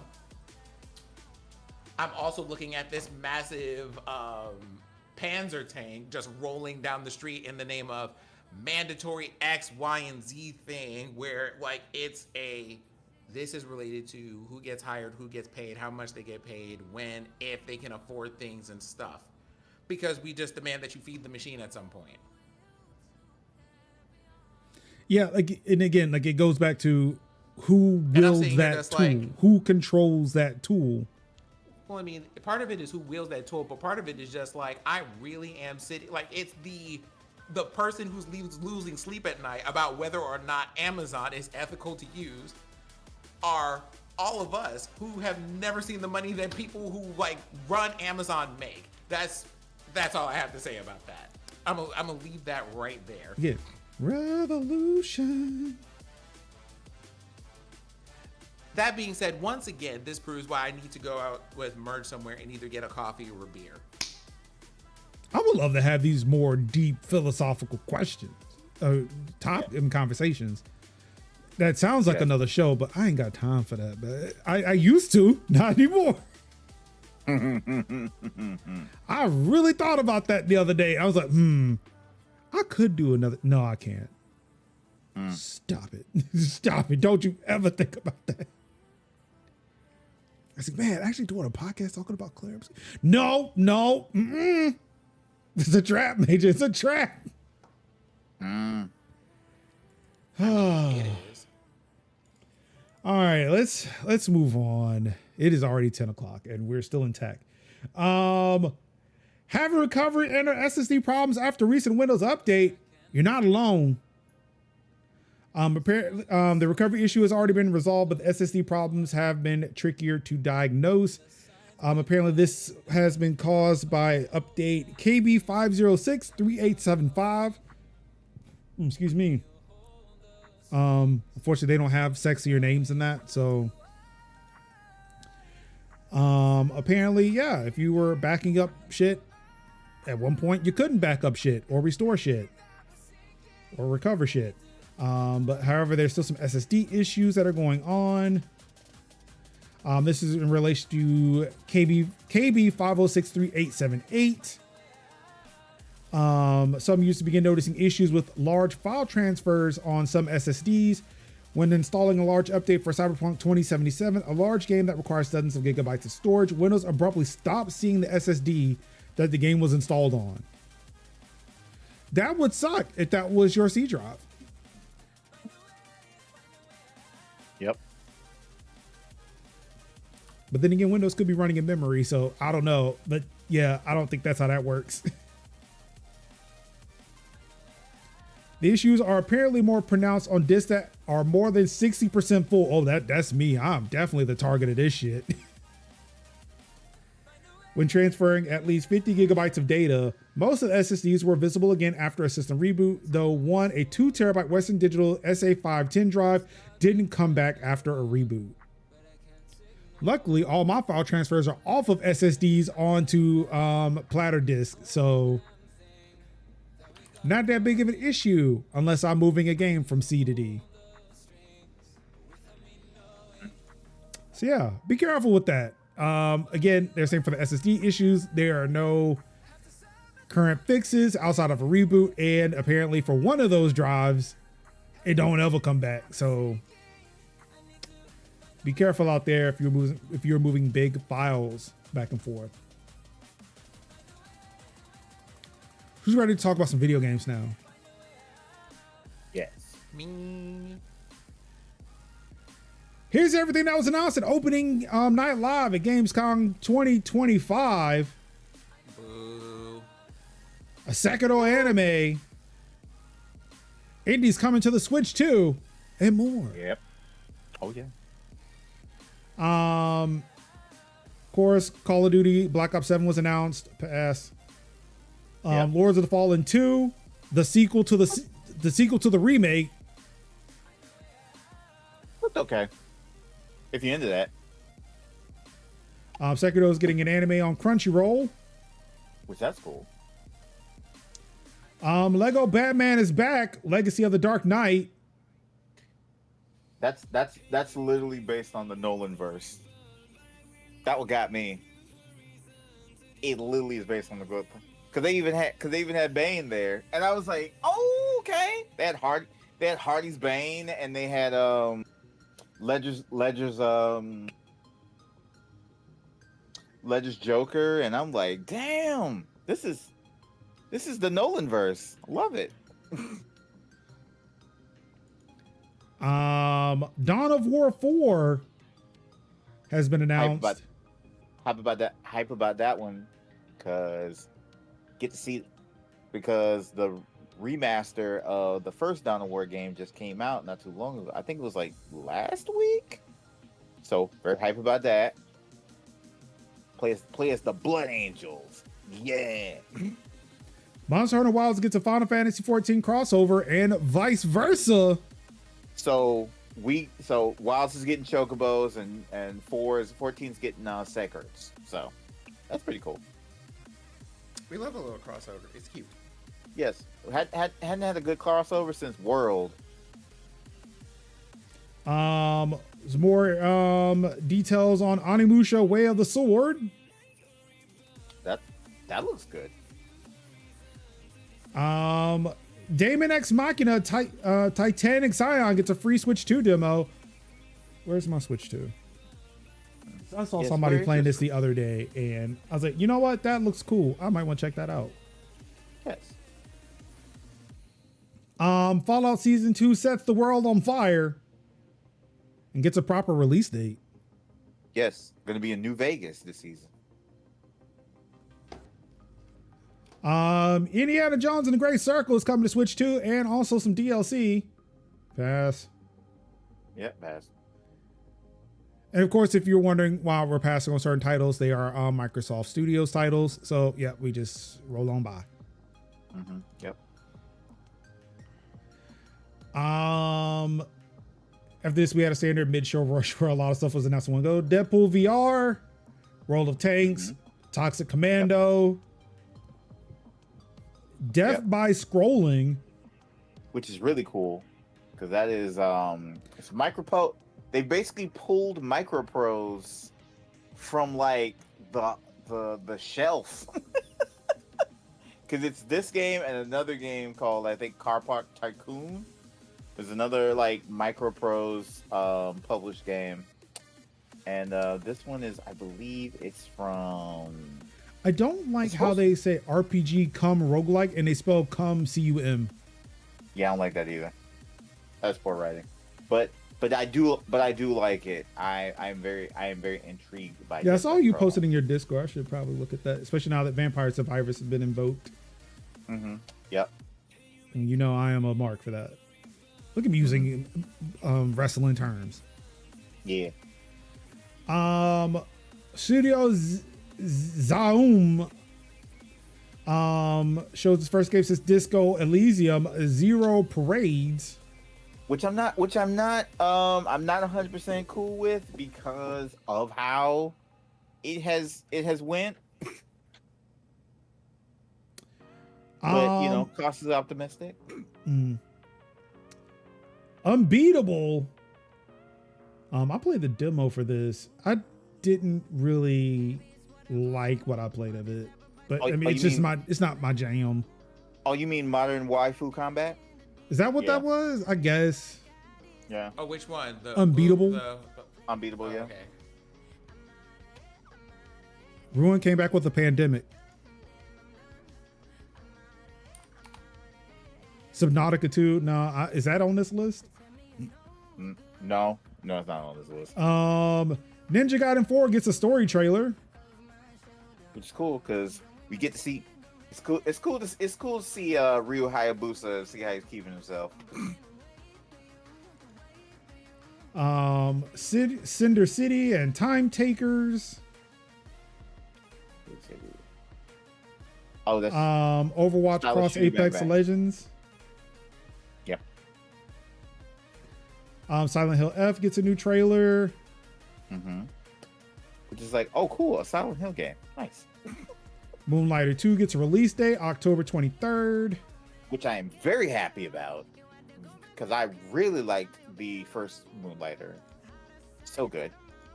Outer Worlds 2 pass. Pass. Kingdom Come Deliverance 2 get some DLC. Cult of the Lamb gets a DLC. Yep. Shout out to Ruby Rose. That is their game of choice. I am looking forward to see what they have to say about the Cult of the Lamb DLC. Vampire the Masquerade Bloodlines 2 exists. Which I'm very surprised about because I thought that was going to be vaporware, and we were going to see what happened about the game. Apparently, word on the street is it's ass. Well, it was never going to be good. I don't know. It's not my bag, so. But we were just surprised that it wasn't out. So yeah. World of Warcraft Midnight shows a trailer pass. Yeah. Ghost of Yotai promises free DLC for players in 2026. Resident Evil Requiem gets a world premiere trailer. I should check that out because I want to see more about what was going on there. Yeah. Who is Ashcroft? Who is Grace Ashcroft? Isn't she related to somebody? I think she's because I want to say she's the daughter of Rose. I thought that's who she was too, but apparently that's not her. Because you play as the daughter of Rose in that 8 DLC, right? Yeah, no. Rose, you play in the DLC. You play as Rose. Rose Oh, was the baby. So this is the baby of the baby. That's what I'm thinking. I'm thinking it's the baby of the baby. That's because there's been some time since the events of 8. No, so but then daughter of investigative reporter and Raccoon City survivor Alyssa Ashcroft. Okay. Okay. Shout out to the wiki. Shout out to wiki pages because we don't be knowing. She was in Resident Evil 7 Biohazard. She was mentioned. Okay. I think they were looking for her. I think she was in Outbreak and Outbreak File 2. Yeah, I think they were looking for her. The Ethan's first love was looking for her. Believe so. Again, I'm pretty familiar with like the first couple of games, and then it's like 1 through 5, and then it's like the rest is like a blur. After 6, it was a blur. Yeah, so this is not who we think it is at all. So Grace Ashcroft is not who we thought it was. Yeah, that was not it. Yeah, no. Who are we thinking of? Was it Ethan? What's his name? Ethan Winter. So Winters is his last name. Winters was the Rosemary. 7 and 8. Yeah, so she's Rosemary Winters. Rosemary Winters, yeah. Because I thought she was the baby. That's who I thought. Oh, so I thought she was the baby. Right. Like she grew up and became an FBI agent, but no, this is a different person altogether. Yeah, because when they said like, "Oh, is that Rose?" and then they said, "Grace, come here," and it's like, "Oh, that's not Grace." Maybe Yeah, I 2 didn't weeks. even know the name of that person. I didn't even know name nobody, but yeah. So Yeah. different person altogether. All together. All Yeah, together. yeah. All Yeah. right.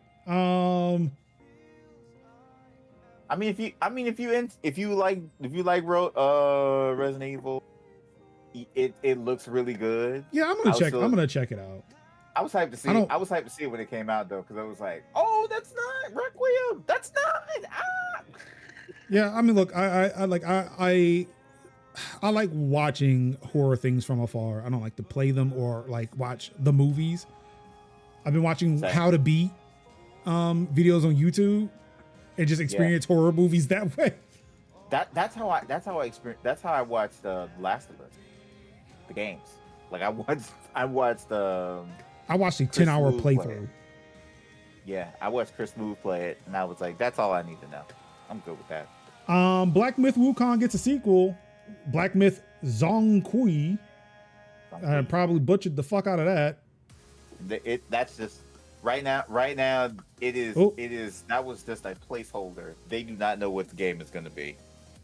They have said we know we're going to make a game, and we know what it's going to be. Here's the character we want to make, and that's it. So I saw that. No, you see nothing, but you saw this. Yeah. Courtesy of DCAnalyst.net. It's your boy Kev writing an article. Well. Silksong is coming out after all. Yes. I'm already in the middle of figuring out when and where I'm going to stream it, but September is about to be a good eating month for me. Yes. In pure Job Bluth fashion, it comes out in 2 weeks. Mm-hmm. Let's give it. No. And you know what? You also missed. It's 2 weeks from today exactly. Yeah, it is. But you also missed the stellar Total Recall. I've not seen Total Recall. Gasp! I think you shouldn't. Get your ass to Mars.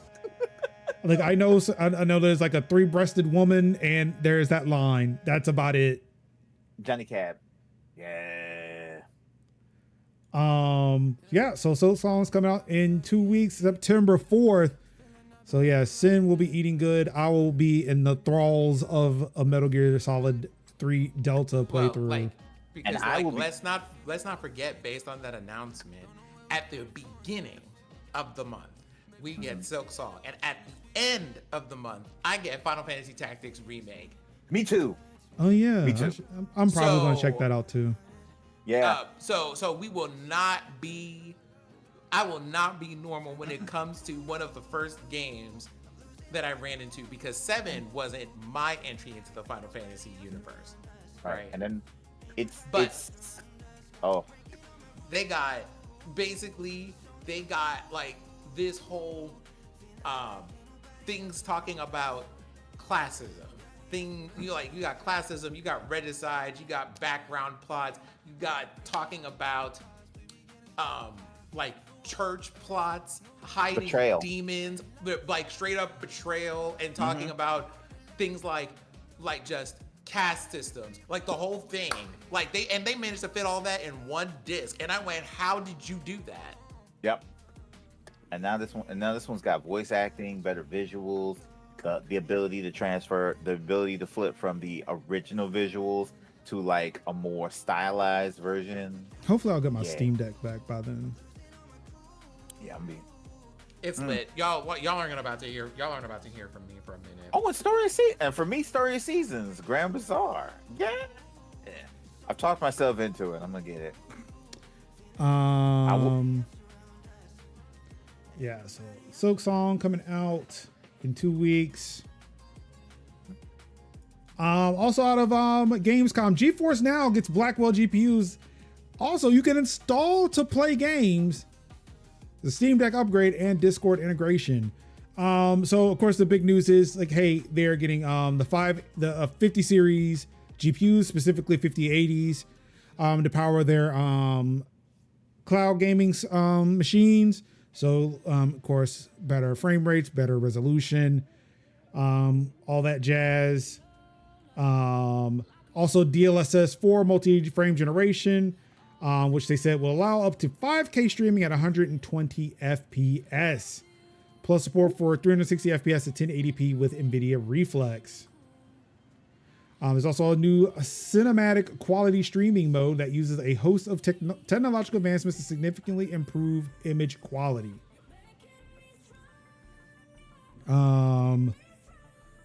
Let's see, for Steam Deck, NVIDIA said they're going to be bumped up. That is, oh boy. They're going to bump up the FPS from 60 to 90 with the release of Blackwell servers when using the official Steam Deck app. So of course, this is going to be affecting the Steam Deck OLED users. And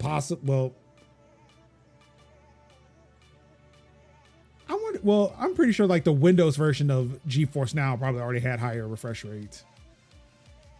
So yeah, this is probably like for the Steam Deck OLEDs and maybe the Legion Go S's or any other Steam OS running device, because that's a thing that can happen now. Apparently, Takal shared with me a Docker container that runs Steam OS, which I need to look into. Why would I even want that?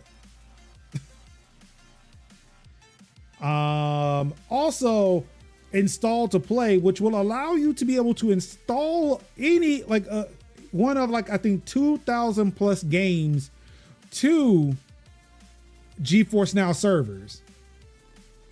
Like right now they have, I think, pre-installed 20 to 100 games. They are now saying that you can install 2,000 other games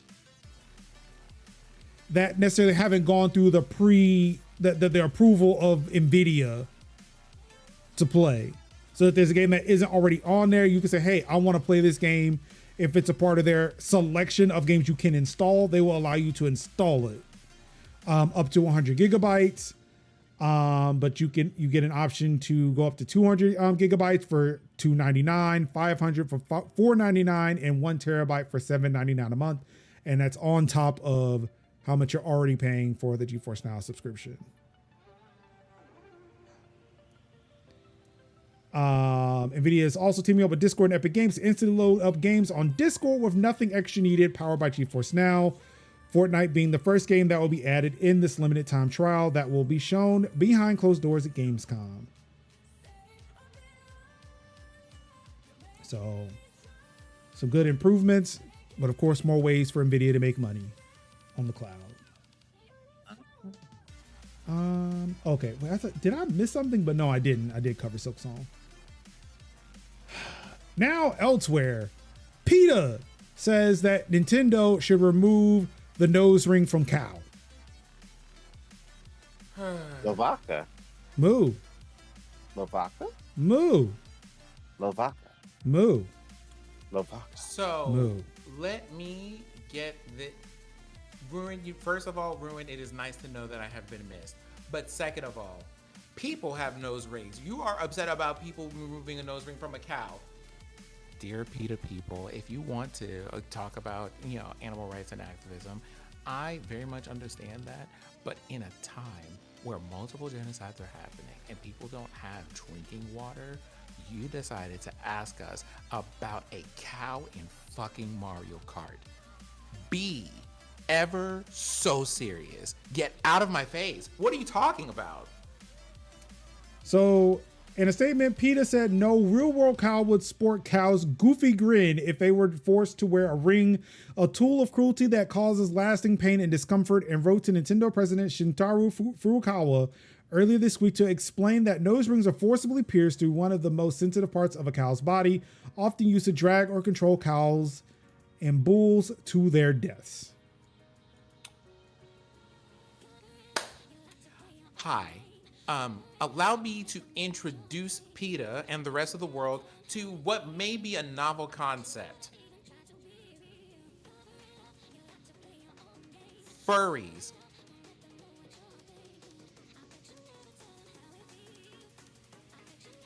Aside from that, right, I just want to point out what Sphinx has also just highlighted in chat. Fictional cow.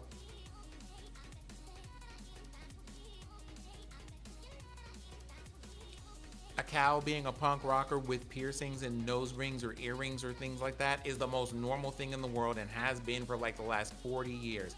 Please shut the fuck up.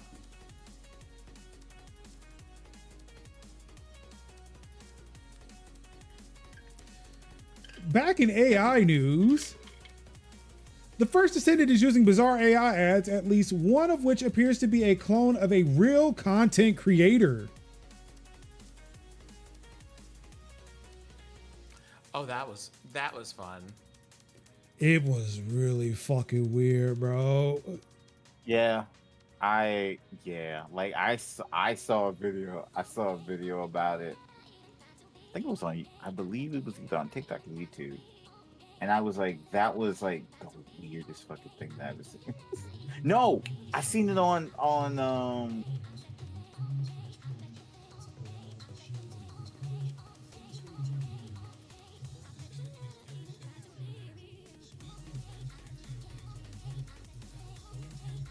like even the backgrounds of this dude's, like the background of this dude, it is clearly fucking fake.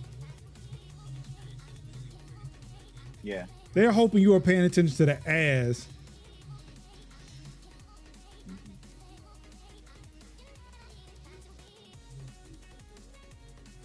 Good grief, that dude's eyelashes like went down the side of his face.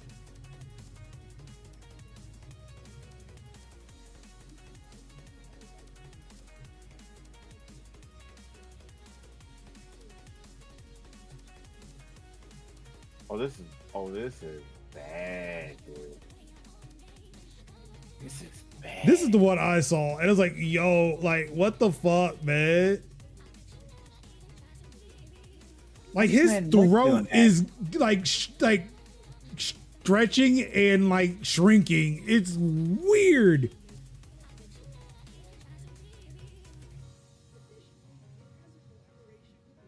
You know what? Near really Automa. You know what really irks me is that oftentimes the devs could just do this themselves. You know? What was it? Near Automa. You near Automa. It's like, yeah. It's like, like they could just do this themselves. They could just be like they could do a Jeff Kaplan and just do it themselves. Like, nobody is. Yeah. They have since released an apology. We would like to sincerely apologize for the inconvenience and disappointment caused by the recent issue regarding the TikTok Creative Challenge. It goes on to note that TikTok had confirmed with Nexon that the video sharing social media currently has no system to verify potential copyright infringement, and TikTok is now conducting further investigations to identify any additional cases. The post also said that Nexon is taking the situation very seriously, further adding that it plans to improve its advertising and marketing processes.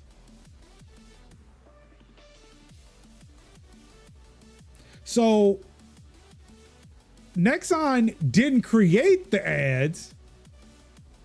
They just allow people to submit these videos and they just posted them. Yes.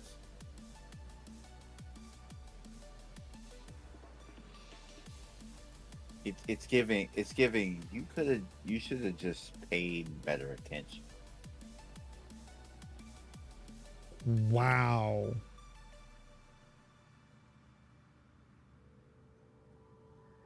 Like, I mean, they were blatantly fucking obvious. Like, what were they doing? And to keep it a band the buck with you, like, I played the first Descendants. I thought it was okay, but that monetization, ugh. Ugh. Like, most times when you get into like monetization, like, it's like, okay, this is very like I'm trying to get money out of you. I don't need to get money out of you. I am actively trying to get money out of you. I played a little bit of it. Then I went on. I went to go do a job last year and came back and just lost all interest in it. Yeah, I played it for like about a couple of hours. I played the intro sequences. I played like, I guess you would like the levels. I guess you would say like the mission structure, which is just like you roaming around to like point to point thing actions, and then instances happen. Whether or not other people are aware of that instance, and it's like, oh, a single instance, and then that kind of stuff was kind of fun to do. But then when it was like, oh, each particular character is like money. It's like money. Yeah. It's like $10. And like, it was interesting initially, but it's like when you realize, like, it was interesting, it looked nice, but then at the same, like at a certain point, it's like, yeah, it's just more of the same bullshit. I think I'm done here. Yeah, and it's like, it again, beautiful game. Yeah, beautiful game, wonderfully optimized, gloriously optimized, but just like, this is really trying to get your money. Like, this is specifically getting your money. Like, most games are like, look, you could pay us money and that's fine, still have a good time and enjoy our systems and mechanics. But this is like, no. This is to get your money. You need to pay us. Yeah, if you'd like to see some content of the early days of that game, definitely go check out youtube.com/Major Linux. I have some I have at least one video. Yes. Up on the YouTube channel and MajorLinux.com, where you can go check it out. I was gonna stream it, but then I decided I'd just play it in a buddy's Discord instead, and I was just like, and then after I got done with it, I was like, yeah, I'm good. I love how like generative AI continues to be a controversial subject. Yep. Yeah. Okay. BioShock 4 studio laying off devs as Diablo boss takes over. That's right. The closer, Rod Ferguson, has showed up to 2K over at he showed up at Cloud Chamber to help finish BioShock 4, but not before people were laid off at the studio. And again, as I said, I don't know how you can continue to do the same quality of work if you have less people working on it. It's the equivalent of closer. It's like, oh, I'm here to close her down the studio. Oop.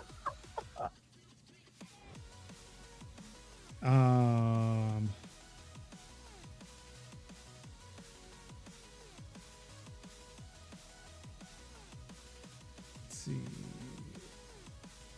Also, yeah, in fact, Judas is still not even out yet. That's the new game that everybody's gonna be looking for.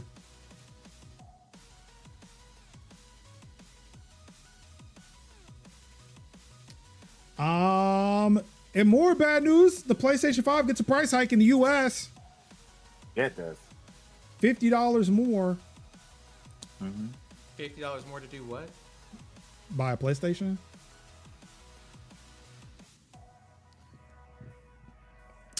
This started today. Y'all got it. Y'all got it. Y'all got it. They got it. They got it. Oh, I bought mine for like way less. I bought mine on a discount back during Christmas. So y'all got it. Y'all sure do. All the way over there. I don't. Man. See, this is why I bought that Switch 2. Because you don't know Switch 2 prices are coming up next, right? Yep. See, I was losing money. I was losing money not buying that Switch 2 last week. Losing money. The recommended retail price for PS5 accessories remains unchanged, and we have no other price changes to announce for additional markets. So, thanks to thanks to a challenging economic environment.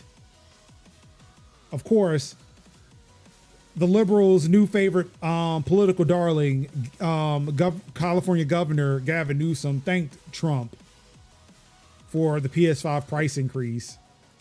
Which to be fair, Gavin is just what Trump sees in the mirror.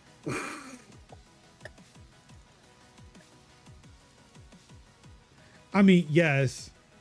Yeah. But also, fuck Gavin Newsom. Yep. I mean, it's the same. Them the Yeah. same dudes that would go in the club, that would be yuppies in the bar. They're both yuppies. I don't understand what you thought this man was going to be like a man of the people, but okay, sure, why not? Hates trans people, hates the homeless. Mm-hmm. Like, what do we sitting cozy with tech bros? Went to Charlie Kirk's show to say that his son likes Charlie Kirk.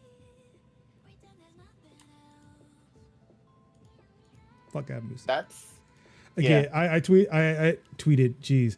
I posted today, like, look, liberals just love to choose the worst people to represent them. And then they wonder why we speed running through this fascist hellscape with our underwear, like in our drawers soaked in gasoline. Mm-hmm. Of draws in fuego. In fuego. Mm-hmm. Couldn't be me though. Could be me though. News from last week though. I wanted to make sure I added this before we head out. Well, I got 2 more articles, but that should be quick. But I did want to make sure to call out Arcane devs are calling for Microsoft to stop working with Israel. Please.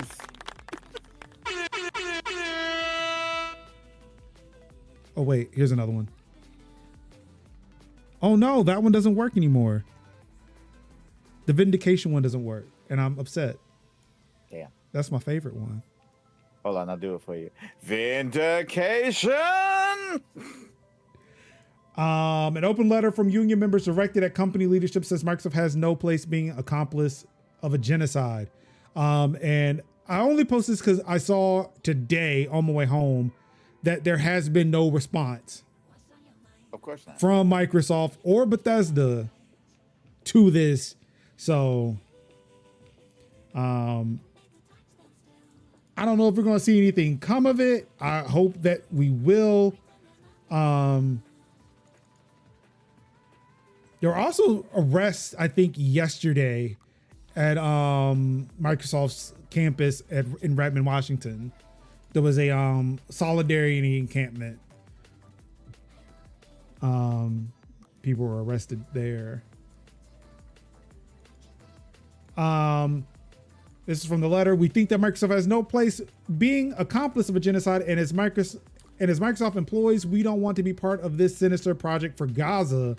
Moreover, we think it's our responsibility as TechWorks to raise the alarm and to ensure that our technologies are used to make the voices of the oppressed heard and not facilitate their demise. In a more direct manner, we think this could very well affect our life directly by reducing the audience for our games, thus directly compromising the viability of Xbox games and, in the long run, our very own jobs. And when people say, I want to make sure I put this out here. I'm gonna make myself big here. I'm gonna make myself big. When people say, well, when you boycott, won't that affect the jobs of the employees that you, or the people that you're boycotting, or the company you're boycotting? Yes. The people who work there know that too. And this is what they should do. This right here is what they should be doing. Is it, hey, your actions are fucking up our bag. Yep. We didn't put ourselves in this scenario. We didn't send our shit to the settler colonial terrorist state. We did not do that. You did. You need to fix this shit or we will be out of jobs for something you did. Not because a game didn't sell. Yep. Not because we didn't make a shit product. Not because we didn't release nothing. No, because you sold shit that is directly impacting people's fucking lives. You could easily stop this. And you chose to sit there and make sure your pockets were lined with bloody fucking cash at the expense of all of us. This is what happens when you put these boycotts in place. Don't worry, because again, it is not our job as the consumer to be concerned about what the employee's doing. This is not to say to not care about the employees, but we are not the employer. We do not own the means of production. The employers do. The capitalists do. we are putting pressure on the capitalists. And if that means the calls are coming from inside the fucking house for them to fucking act right, which again, want to point out, they already have been. Yep. But the calls are coming from inside the house saying, yo, you are fucking up our bag. Mm-hmm. They need to start doing some shit. So good on Arcane. This is Arcane Lyon. This is coming out of France. I mean, I think that's the only Arcane studio that's left because Arcane Austin is shut down. Yeah. Thank you, Redfall. Thank you, piss poor management at Microsoft. Yep. I also want to highlight again, for its part, in a blog post in May, Microsoft claimed that that it conducted both internal and external reviews and found no evidence to date that Microsoft's Azure and AI technologies have been used to target or harm people in the conflict in Gaza. At the same time, though, it acknowledged that it does not have visibility into how customers use its software, which, again, we did report last show that a report coming out of 972 and The Guardian got evidence that Israel is using Azure to host millions of Palestinian phone calls and have used those phone calls to target civilians in Palestine.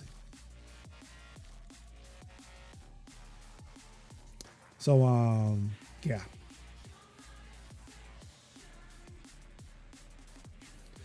So yeah, shout out to Arcane Lyon. And again, this is also why unions exist. Yes.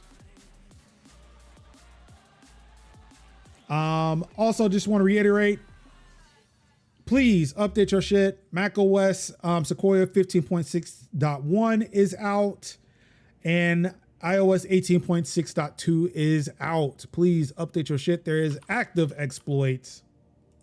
Patch yo shit. Or update your shit. It's already been patched. Just got to update. Whew. And that's a show. Yep. Kev. Yes. What you got going on this week? Well, not much. Pretty much still convalescing from some extensive yard work that I had to do in the earlier part of the week and doing my level best that way. Also,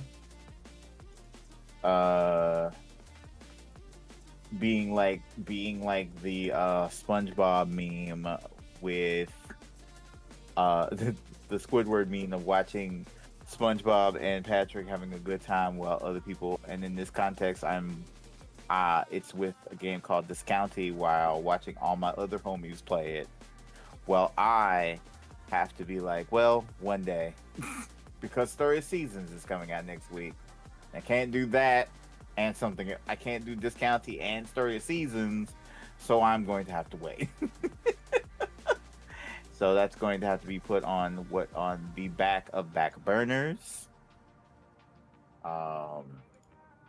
Also,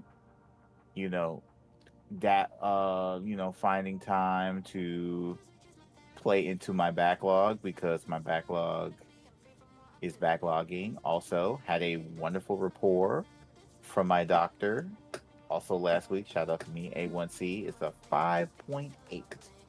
So I'm actually pretty good. I'm inspiring to be here for as long as I possibly can, and I am living on the grace of God and spite, and that's what I'm living. And yes, also be playing new DLC for Spirit City Lo-Fi Sessions, which is a delightful game that I've discovered. And hopefully be doing a bit of a giveaway. Shout out to the developers for that, because they sent me some keys, some base game keys for that. And so I will be trying to figure out how to do a giveaway, and by giveaway, it might just mean go to my mods and merge and be like, hey, who wants a key to this game? But yeah, we we shall see. I'll just say it's Discord. I did a Discord giveaway, and yeah. But yeah, I think that's it for the most part. Oh yes, yeah, and definitely playing Story Seasons next week. Yeah, and that's it. Sin. Yes. What you got Not going gonna be a on? service.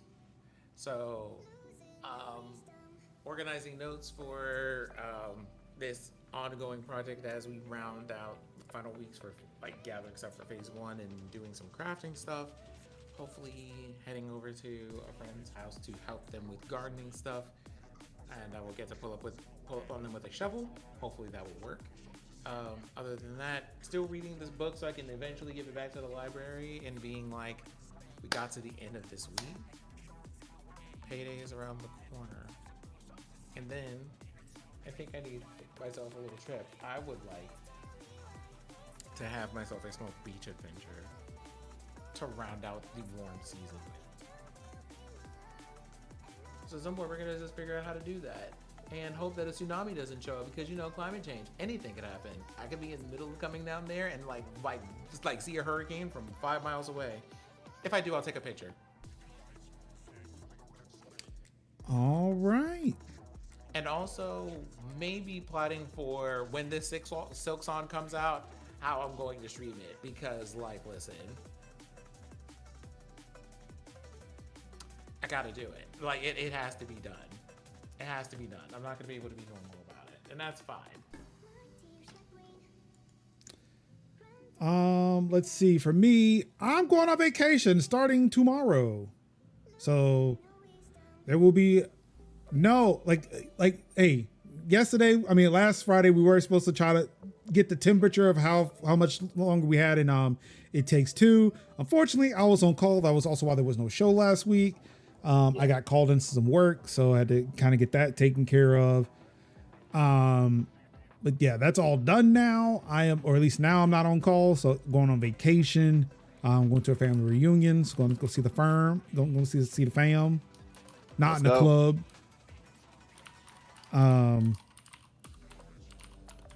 Should be back Sunday. Tuesday. A lot of things are happening Tuesday. Tuesday, apparently they're supposed to be having a vote to overturn the veto for SB 153 here in North Carolina, to require state law enforcement agents or law enforcement officials to work with ICE to increase this fascistic reach across the country. So we're going out to having a press conference and try to make sure we get them to stop. Of course, they could have stopped it before, but one lone Democrat from Charlotte, of all places, was like, hey, we can't care about all the cultures. We can't care about all the diversity. And to which I don't remember what her name is, but fuck you. I'm going back to Mecklenburg County. We don't need you here. Actually, they probably don't want you either. But on top of that, August 26th is the release date for Metal Gear Solid Delta Snake Eater. I will probably, because I took the day off so I can make sure I help out with the press conference, I might actually come home and stream that. I might for a little bit, because then I also have class, so I have to go to Durham. I know for a little bit, just a little bit. I might stream a little bit of that. Just get that out the way, get a little bit of content out, and then hopefully enjoy it. Of course, because I wasn't here last week, and I also mentioned during the show, I sent my Steam Deck back to get repaired. Allegedly, it's in Texas somewhere. It was delivered. I have not heard anything back from anybody about anything, so I don't even know what the fuck's going on. I might reach back out to Steam or to Valve and see if they have any insights as to what's going on with that. Even though I believe Valve is based in Washington, in Bellevue, if I'm not mistaken, so they probably don't know shit. But yeah, hoping I can get that back sooner rather than later, because again, like I said, Tactics is coming out at the end of September, and would like to at least have it back for that. Currently playing Donkey Kong Bonanza because I needed something to do in between Clair Obscura and Delta, and I've been hearing good things about Delta. I mean, not Delta, but Bonanza. Oh yeah. Ooh, banana. Banana. Ooh, banana. That is what my son and I say back and forth to each other. It's great. So yeah, I've been playing that. It's been pretty good. Hoping I can maybe finish that while I am on vacation, depending on how involved people want me to get in things with the family. I'm not gonna be a stick in the mud like, nah, I'm playing my video games all day. But look, that Steam Deck gonna be on me. I mean, that Switch 2 gonna be on me though. Yeah. Which reminds, I probably should get a case for that thing. Yeah, you do. I ordered a kill switch from D Brand. Oh, okay. And I also do not know where that is. I've ordered it, but it has not been shipped. Amazon has spoiled me in a way where it's like I order a thing and then it immediately gets shipped. And I'm afraid that my kill switch will end up like my Roomba, where I ordered it and it's like a month later they were like, oh yeah, we didn't forget about you. It's just that we ain't shipped your robot yet. Don't do it. So yeah, I'm concerned about that, but yeah, I guess in the meantime, because it will not be here by tomorrow, probably before I head out on vacation, I might stop at like a GameStop or Best Buy and see if I can get like a case for it.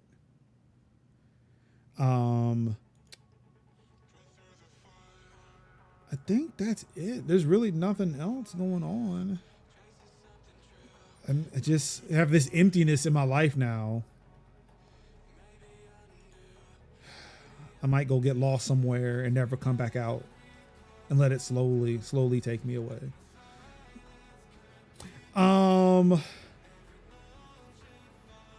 I would like to talk more about Clair Obscura. If you will also want to join me in some Clair Obscura talk, let me know. I will create a locked, or I will create a closed channel in the Discord server, majors.house/Discord, where we can discuss these things, because I am just like consuming way too much, probably an unhealthy amount of YouTube videos based on the game. Major, just make a thread. Just make a thread. I guess. It's all right. You can just make a thread. I'll make a thread. Don't click in the thread. Don't click in the thread. Please, if you have not played the game, do not click in that thread. I will implore you, please play the game. Just play it. Okay. If there are any barriers to you playing that game, like maybe from a financial standpoint, let me know. I will happily give these people more money. I'm like, look, if it came out on the Switch 2, I would probably buy the Switch 2 and play the game. Because I know it'll eventually end up like on PlayStation Plus at one point. So, but yeah, if it showed up on the Switch 2, I would definitely buy it on the Switch 2 just to play it again, just to give them more money. Merge. I saw us on your wish list, Matt. You gotta do it. You gotta do it, man. Let me know. Just please let me know. I want to be able to remove barriers for this game. I don't do that about a lot of shit. I want to remove barriers for this game. And this will actually go to see how many people are actually listening to this podcast who may not have bought that game. And it's like, okay. He said the thing. It was at the end of the show.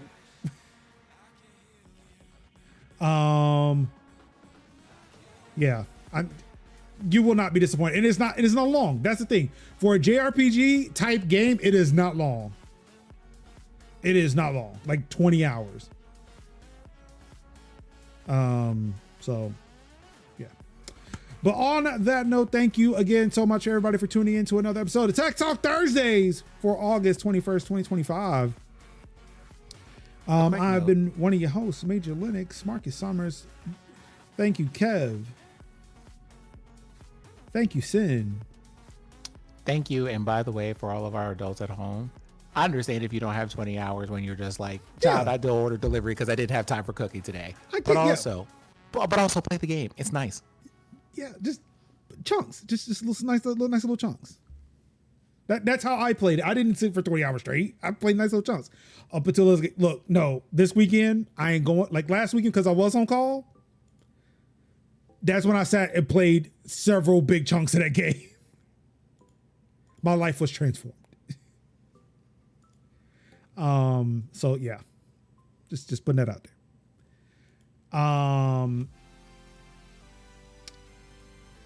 Yeah. Oh yes. On behalf of the Gout, Idios and Anka, thank you so much for tuning in. Can we talk about her for a second? Yes, please. Let's do that. So, for those of y'all who don't know, she has been doing co-working streams forever. Yeah. Forever. Well, a day or two ago, she finally had the appearance of a certain partner owl application appear on her desk and put in an application for it. It was it's something that she's been working toward for a hot minute. So, love that for you out there. Yeah.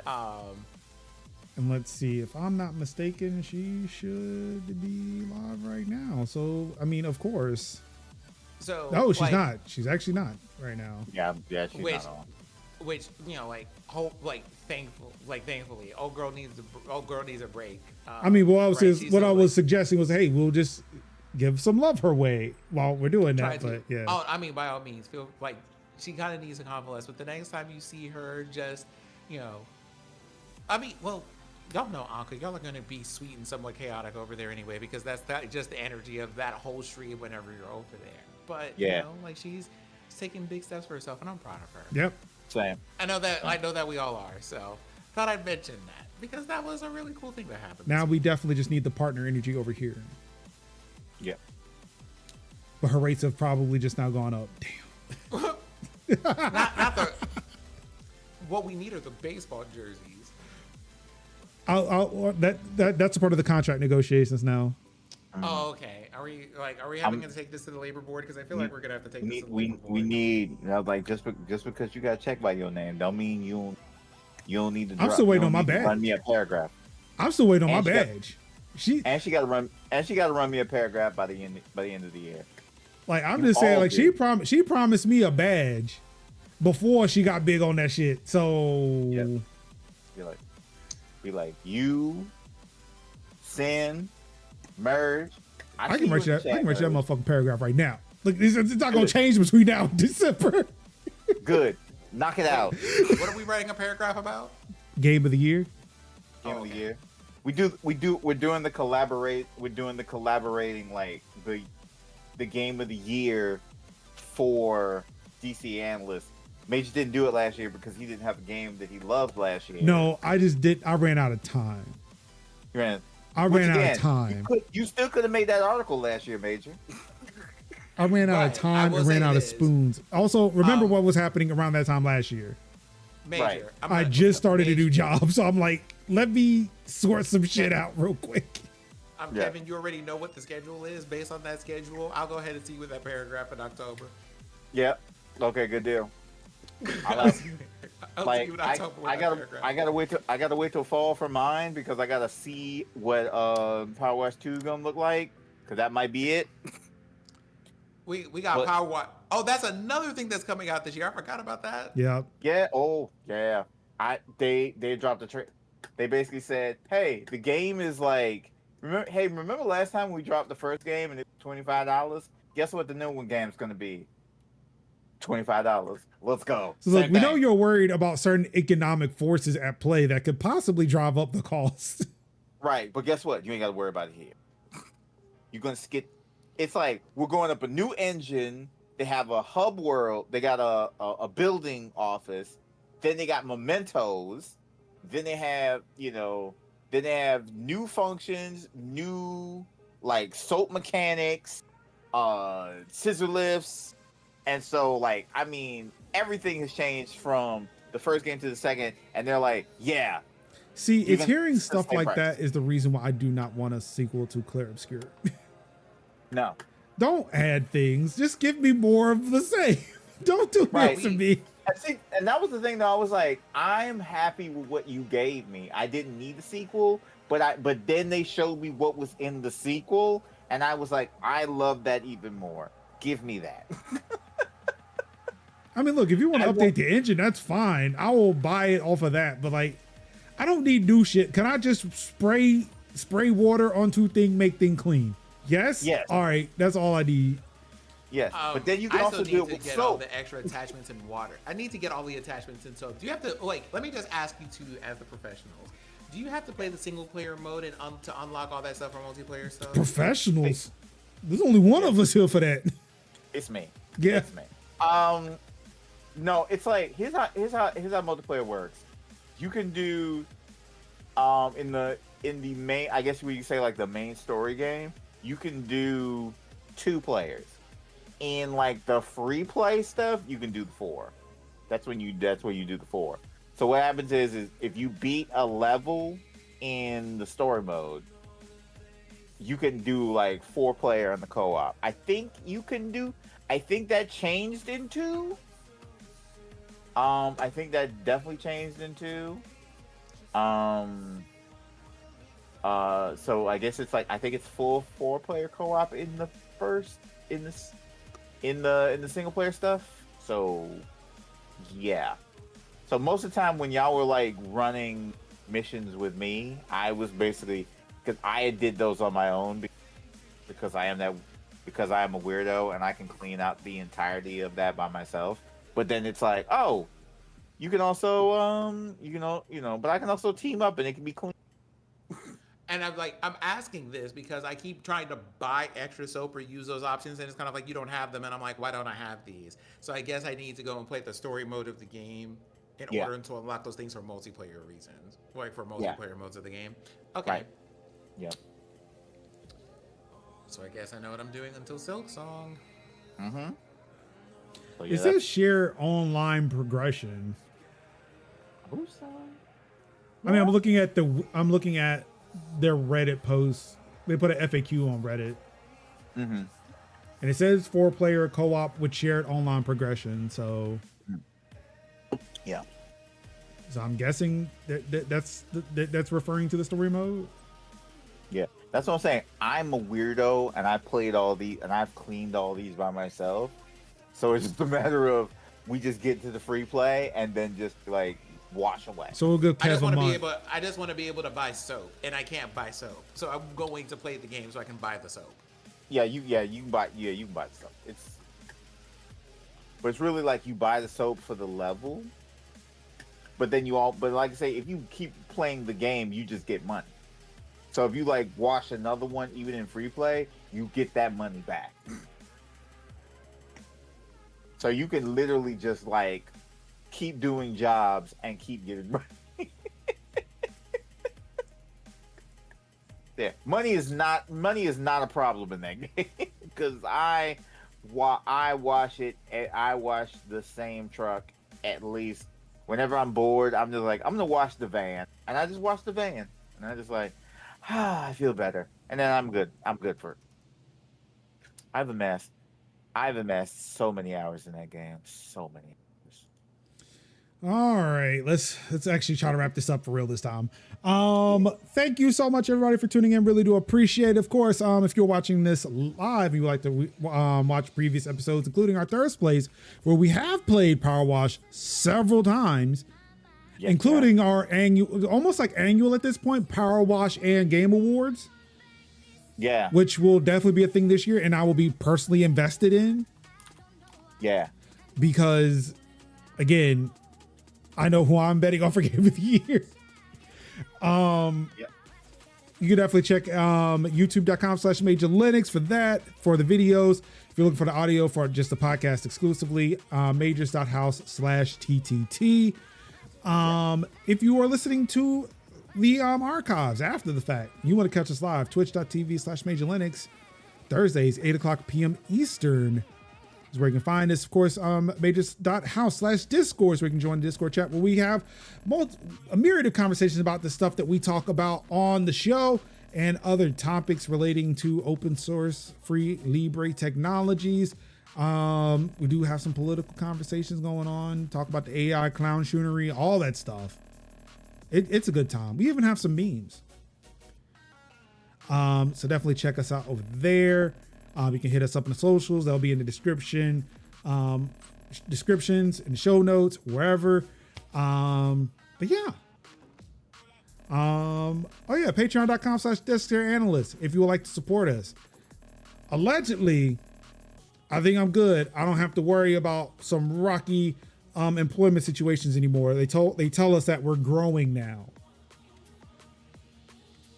Given we lost somebody, but we're growing. I don't know, but apparently I'm official now. I now have a nameplate at my desk. So I think I'm financially cool, but hey, if you want to support, patreon.com/DeskTierAnalyst, ko-fi.com or ko-fi.com/MajorLinux. You would like to support. But yeah, that's all I've got. So of course, again, thank you so much. Of course, all I've got left to say to you wonderful people is shit. What do I say? I forgot. No one's going to save us but ourselves. Thank you. Stay ready. Oh, wait. We got to get ready. There we go. I cocked my imaginary gun. Defensive revolution, motherfuckers. And peace out. And then I say, Wakanda forever. And then I go look for this button that does this. And I hold it until the button goes away.